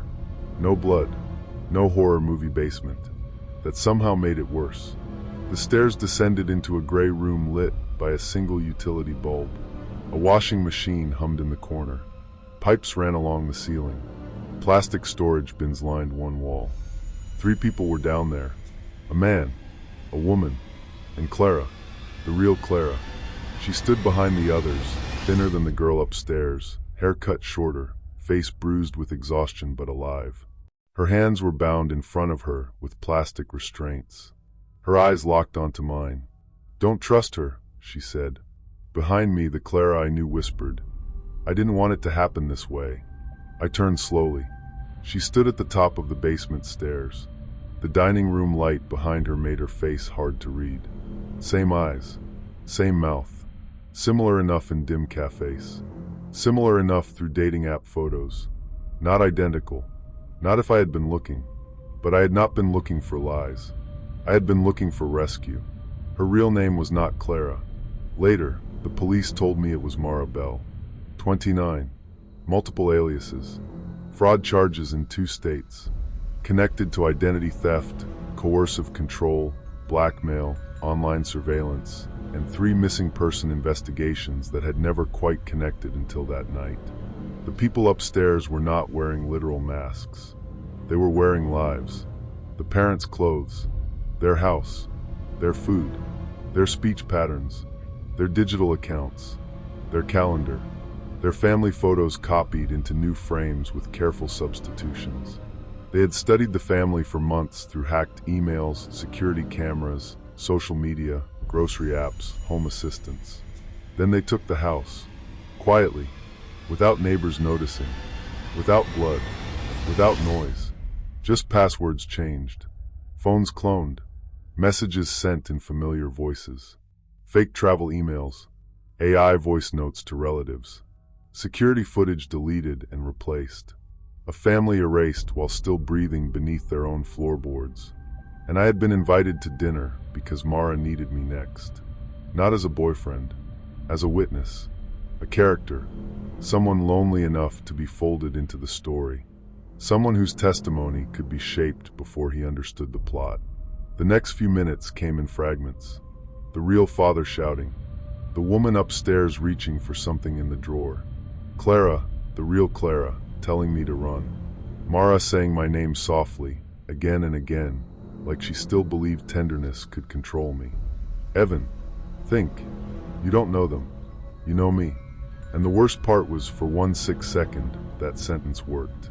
I knew her coffee order, her voice notes, her hands around a warm mug, her listening face. I knew the person she had built, the one who had made me feel visible. I wanted to believe it.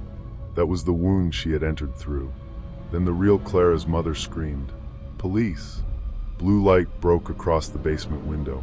Someone outside shouted. Mara's father, not father, ran toward the back door. The woman upstairs dropped the drawer handle. Sirens rose in the street, distant at first, then swelling fast. Red and blue flashed through rain-streaked glass. Footsteps pounded on the porch. A voice through a speaker ordered everyone inside to get down. I did not move. I stood halfway between two Claras. One real, one made from research, stolen passwords, and emotional precision. Mara looked at me. No panic, no rage, only disappointment. "You were easier when you were alone," she said. Then the police came in. Afterward, people kept asking how I did not know. Detectives asked gently. Journalists asked less gently. The internet asked cruelly. How do you date someone and not know she is wearing another person's name? How do you sit across from criminals and call it dinner? How do you hear scratching from a basement and still finish the meal? The answer is simple. You don't experience manipulation as a trap. You experience it as relief. Mara had not forced her way into my life. She had adapted to the empty spaces. She found my dating profile through a fake account, found my old posts, my breakup essays hidden in archived blogs, my playlists, my student schedule, my apartment listing, my cafe check-ins, my father's obituary, my old voice messages from a public podcast project I had done in college. She knew my wounds before she knew my face. That was her gift. Not beauty, not charm, diagnosis. She diagnosed loneliness like a lock, then made herself the key. The real Clara and her parents survived. They moved away before the trial. I saw Clara once afterward, in the police station lobby. The real one. She was wrapped in a gray coat, holding a paper cup of tea with both hands. "I'm sorry," I said. She looked at me for a long moment. Rain tapped against the high windows. "For what?" "For not seeing it." She gave a tired smile. "Neither did we." That helped. A little. Not enough. I changed apartments again. I stopped using dating apps. I replaced my phone, my laptop, my locks. I covered my camera. I turned off location history. I deleted accounts I had forgotten existed. I learned how metadata works. I learned how much of a person can be reconstructed from scraps. A birthday, a playlist, a delivery receipt, a voice, a grief. At night, my new apartment is quiet. Too quiet. The refrigerator hums. The pipes click. Sometimes music comes faintly through the wall, soft jazz from a neighbor I have never met. When my phone buzzes after midnight, my body still reacts before my mind does. Cold hands, tight chest, eyes toward the door. I tell myself I am safe. Then I check the lock anyway. Once, twice. I used to think privacy was about hiding things. Now I think privacy is about remaining whole. It is the boundary between being known and being owned. Trust should not feel like surrender. Love should not require access to every locked room inside you. And attention is not proof of care. Sometimes attention is hunger. Sometimes the person who notices everything about you is not trying to understand you. Sometimes they are learning where to cut. The basement door still returns to me in dreams. White paint, keypad light, scratching from below, a voice whispering, "Don't open it." But I opened it, and what I found was not a monster. It was people, real people, hidden beneath a life that still looked normal from the street. That is what frightens me now. Not darkness, not silence, but the ordinary glow of a warm house in the rain. The polite smile at the dinner table. The gentle voice that says your name exactly the way you need to hear it. and the terrible truth that sometimes, before someone steals your life, they first make you grateful to let them in. Story 10. The night Clara died, it was raining hard enough to erase the city. Not wash it clean, erase it. The streets were black and shining. Neon signs bled red and violet across the pavement. Taxis moved like slow animals through fog. Somewhere above us, an apartment window was open, and soft jazz drifted down into the wet street like a memory from someone else's life. Clara held my hand under the awning of a closed flower shop. "You're shaking," she said. "I'm cold." No, she looked at me. Really looked. "You're scared." That was Clara's gift. She could name things gently. Before her, I had been living in a studio apartment with 2 plates, 1 chair, and a mattress on the floor. I had moved to the city after a breakup that left me hollowed out. Elise had not hit me. Not once. She had done cleaner things, quieter things. She read my messages, mocked my anxiety, disappeared when I needed her, then returned with flowers and a smile that made me feel guilty for bleeding. By the time I left, I no longer trusted my own memory. Then Clara appeared on a dating app with a blurry cafe photo and a line in her profile that said, "I like people who are honest about being tired." I messaged her because I was tired. She answered because she knew. That night, under the flower shop awning, she squeezed my hand. "You don't have to earn gentleness," she said. I wanted to believe her. So I did. The accident happened 10 minutes later. A car ran the light near Mercer Street. There was a horn, headlights, the wet scream of tires, then impact, then silence. Not real silence. The kind your mind creates when something is too large to hold. I remember rain tapping my face, a distant siren, someone saying, "Don't move." I remember Clara's phone buzzing in the gutter, its screen cracked but still glowing. I remember crawling toward her voice. Except she was not speaking. I was. "Come back," I kept saying, again and again, like begging could become a door. "Please, Clara, please come back." At the hospital, they told me she had survived. They used careful words, serious words, swelling, trauma, observation, recovery. I sat in a plastic chair beneath fluorescent lights while vending machines hummed in the hallway. My clothes smelled like rain and metal and street water. My phone buzzed with messages from people I barely knew. Then Clara texted me. "I heard you." I stared at the screen until the letters blurred. A nurse walked past carrying towels. My hands started shaking. "I'm coming back." I should have asked why the message came from an unknown number. I should have asked why the hospital would not let me see her. I should have asked many things. But grief does not ask good questions. Grief wants one answer. Alive. 2 weeks later, Clara came home. Not to her apartment. To mine. She stood outside my building at 1:13 in the morning, under the yellow street lamp, wearing the blue coat she had worn the night of the accident. Rain fell around her in silver lines. Her hair was shorter.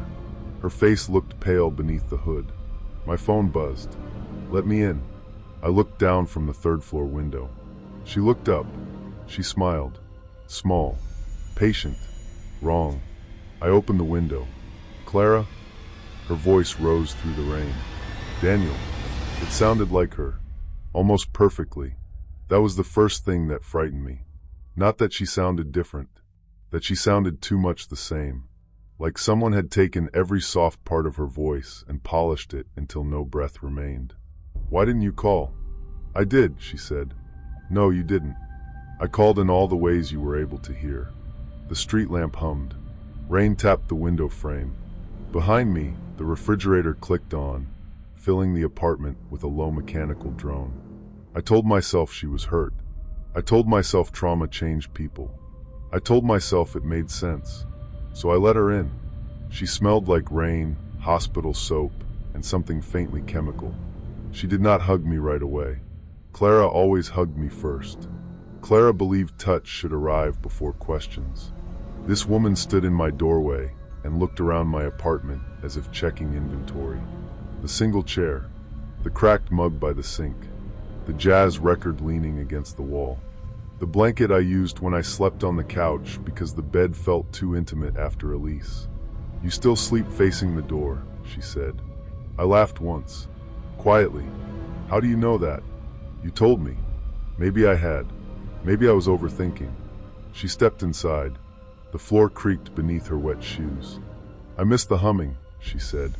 What humming? She pointed toward the kitchen. Your fridge. You hate it, but you can't sleep without it anymore. I had never told anyone that.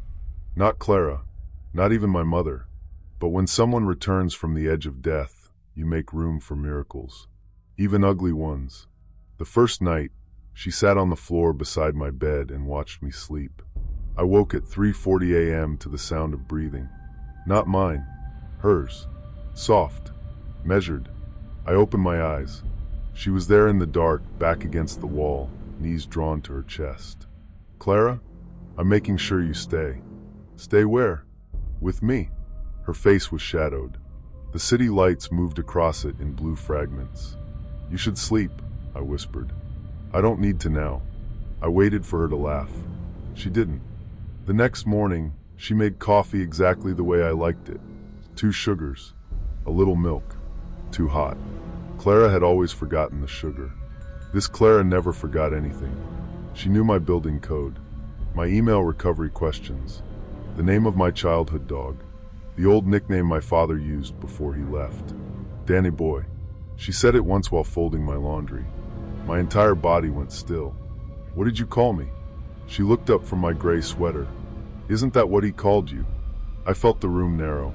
How do you know that? You said it in your sleep. I had not. I knew I had not. But she looked so calm, so wounded by my suspicion. I came back, she said softly, and you keep asking me to prove I'm real. That sentence cut straight into the weakest part of me. Because I had begged her to come back. Because some private, rotten part of me wondered if my need had dragged her into pain. I'm sorry, I said. She smiled. There you are. After that, the city seemed to watch with her. My phone buzzed at odd hours. Unknown numbers. Blank emails. Voice notes with no sender. Sometimes they were Clara's voice. Sometimes my mother's. Once it was Elise. I knew you'd replace me with another broken thing. Elise's voice said through my speaker at 2:06 a.m. I threw the phone across the room. Clara did not flinch. She only picked it up, checked the cracked screen, and said, "She still knows how to reach you." She didn't send that. You don't know what people become when they lose control. It sounded reasonable. That was the worst part. A good lie does not feel like a lie. It feels like a thought you were already afraid to have. Days passed. Maybe weeks. Clara stopped going outside during the day. She moved through the apartment at night, barefoot, silent except for the occasional floorboard creak. I would wake to cupboards opening, water running, my laptop fan spinning. Once, I found her sitting at my desk with headphones on. The screen went black before I reached her. What are you doing? Listening. To what? She removed the headphones. In my own voice, from the tiny speakers, I heard myself say, "Please, Clara, please come back." The hospital night. My begging. My shame. Looped. Cleaned. Repeated. My throat closed. Where did you get that? Her eyes softened. You gave it to me. No. You give everything away, Daniel. Photos. Posts. Voice messages. Password hints. Pain. You leave pieces of yourself everywhere and act surprised when someone picks them up. The apartment hummed around us. Fridge. Laptop. Rain. Blood in my ears. I backed away. She stood. You wanted to be known, she said. I knew you. You're not Clara. The words came out before I could stop them. For a moment, her face emptied. Then she smiled. Not angrily. Almost kindly. Clara was what you could accept. I left the apartment before dawn. The streets were cold and silver with rain. Cafes were still closed, chairs upside down on tables, windows fogged from yesterday's warmth. A delivery truck hissed at the curb. Somewhere far away, a siren rose and disappeared. I walked to the hospital. At the front desk, I asked for Clara Vale. The woman typed her name. Paused. Typed again. Her expression changed in the careful way official expressions change when they find something terrible. "I'm sorry," she said. "I already knew. Some part of me had known from the beginning." Clara had died 47 minutes after the accident. The text started 9 minutes later. I sat in the hospital lobby while the vending machines hummed and strangers moved around me with coffee, flowers, paperwork, ordinary grief. The receptionist asked if I had someone to call. I said yes, but I did not. I went to the police instead. At first, they listened with professional distance. Then I showed them the messages, the voice notes, the login alerts, the security notification from my cloud account, the dating profile Clara and I had met through. A detective named Ramos took my phone into another room. When she returned, she looked less tired, more alert. "Daniel," she said, "the profile you matched with wasn't created by Clara." I stared at her. "What?" Clara's photos were real. Her name was real. But the dating profile was assembled from scraped data. Old social media. Public posts. Maybe a breach. "No. I met her." "You met someone using her identity." The floor seemed to fall away. "No," I said, because I remembered Clara's hand under the awning. Her laugh in the cafe. Her saying I did not have to earn gentleness. Detective Ramos slid a printed image across the table. Security footage from the cafe where Clara and I had our first date. There I was. There she was. But when I looked closer, the face was not Clara's. Similar. Carefully similar. Hair. Makeup. Angle. A resemblance built for dim rooms and lonely men. The detective said her name was Mara Keene. At least, that was one of her names. She had worked in digital marketing, then private investigations, then for an online reputation company that specialized in removing personal information from search results, which meant she knew exactly how to find it. There were others. Not many. Enough. People grieving. People recently divorced. People isolated after abuse. People who had written too honestly online and confused visibility with connection. Mara built identities from the dead, the absent, the emotionally available. She used voice cloning software, stolen photos, fake profiles, burner phones, metadata, GPS tags hidden in gifts. She learned routines through calendars, smart devices, delivery apps, sleep trackers. She did not haunt people. She researched them. That was worse, because ghosts do not need Wi-Fi. Mara did. The police told me not to return home. But my laptop was there. So was the hard drive with every message Clara had ever sent me. The real Clara, or what I now hoped had been real. 2 officers came with me. The hallway outside my apartment smelled like wet carpet and old smoke. A television murmured behind one door. Music thudded softly through another wall. My neighbor's dog barked once, then went quiet. My door was open. Inside, soft jazz was playing. The same song from the night under the awning. The apartment was dark except for my laptop screen. On it was a video of me sleeping. Not one night. Many nights. Different shirts. Different positions. My window visible in the background. At the bottom of the screen, a folder name. He stays when watched. One officer swore under his breath. Detective Ramos moved toward the bedroom. Then we heard it. A soft knock at the window. 3rd floor. No fire escape. No balcony. Just glass. Tap. Tap. Tap. I turned slowly. Clara stood outside my window. No. Mara. Wearing Clara's blue coat. Rain slid down the glass between us.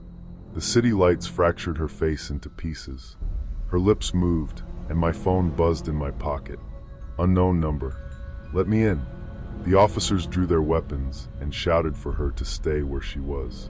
She only looked at me, not afraid, not even surprised. Her voice came from my phone speaker. Clara's voice. "Daniel, I came back because you asked me to." I could not move. The room seemed to pulse with every sound. Rain. Sirens. The refrigerator hum. My own breathing. Detective Ramos reached for the window lock. Mara smiled, then lowered herself out of view. There was no scream, no impact, just the scrape of something metallic against brick. The officers ran downstairs. I stood in the apartment, unable to understand how a person could vanish so completely while still feeling present. They caught her in the alley behind the building. She had used climbing gear, a black rope anchored to the roof access door, gloves, a small speaker clipped beneath the window ledge, a phone in her pocket running a live voice filter. In her bag, they found my spare key, a tracker from inside the lining of the scarf she had given me, 3 burner phones, a printed copy of my dating profile, and Clara's obituary folded neatly into a square. At the station, Mara asked to speak with me. They told me I did not have to. I knew that. I also knew fear grows best around unfinished sentences. So I sat across from her in a small interview room that smelled like coffee and dust. She looked smaller without the coat, less mythical, more human. That should have made it better. It didn't. Was any of it real? I asked. She studied me with that same gentle attention. Your feelings were real. That's not what I asked. It's the only part you can keep. I hated her for how softly she said it, for how close it sounded to comfort. Why Clara? Mara looked down at her hands. Because you already loved her before you met her. I said nothing. You loved the idea that someone soft could find you after release. Someone wounded but safe. Someone who understood damage without asking you to explain it. She leaned forward slightly. I didn't create your need, Daniel. I answered it. No, I said. You used it. Her eyes flickered then. Not with guilt. With irritation. Like I had failed to appreciate the work. You begged for her to come back. My mouth went dry. That wasn't an invitation. Mara smiled faintly. Loneliness always is. That was the last thing she said to me. The case took months. There were articles, other victims, digital evidence, psychologists with clean voices explaining obsession, identity fusion, coercive control, parasocial intimacy. Words that sounded useful and too small. I learned that Clara had been real. The real Clara had lived 3 blocks from the cafe. She liked black coffee, hated voice notes, and had never owned a blue coat. That detail broke me more than I expected, because it meant the woman under the awning had always been Mara. The tenderness had been counterfeit from the beginning, and my body had not known the difference. I moved again. New apartment. No street-facing windows. No smart devices. No dating apps. At night, I still wake around 3:40. The refrigerator hums. Rain taps the glass. Sometimes distant music leaks through the wall, soft and blurred, and for 1 second I think I hear Clara's voice. Then I remember, a voice is not a soul. Attention is not love. Being studied is not being known.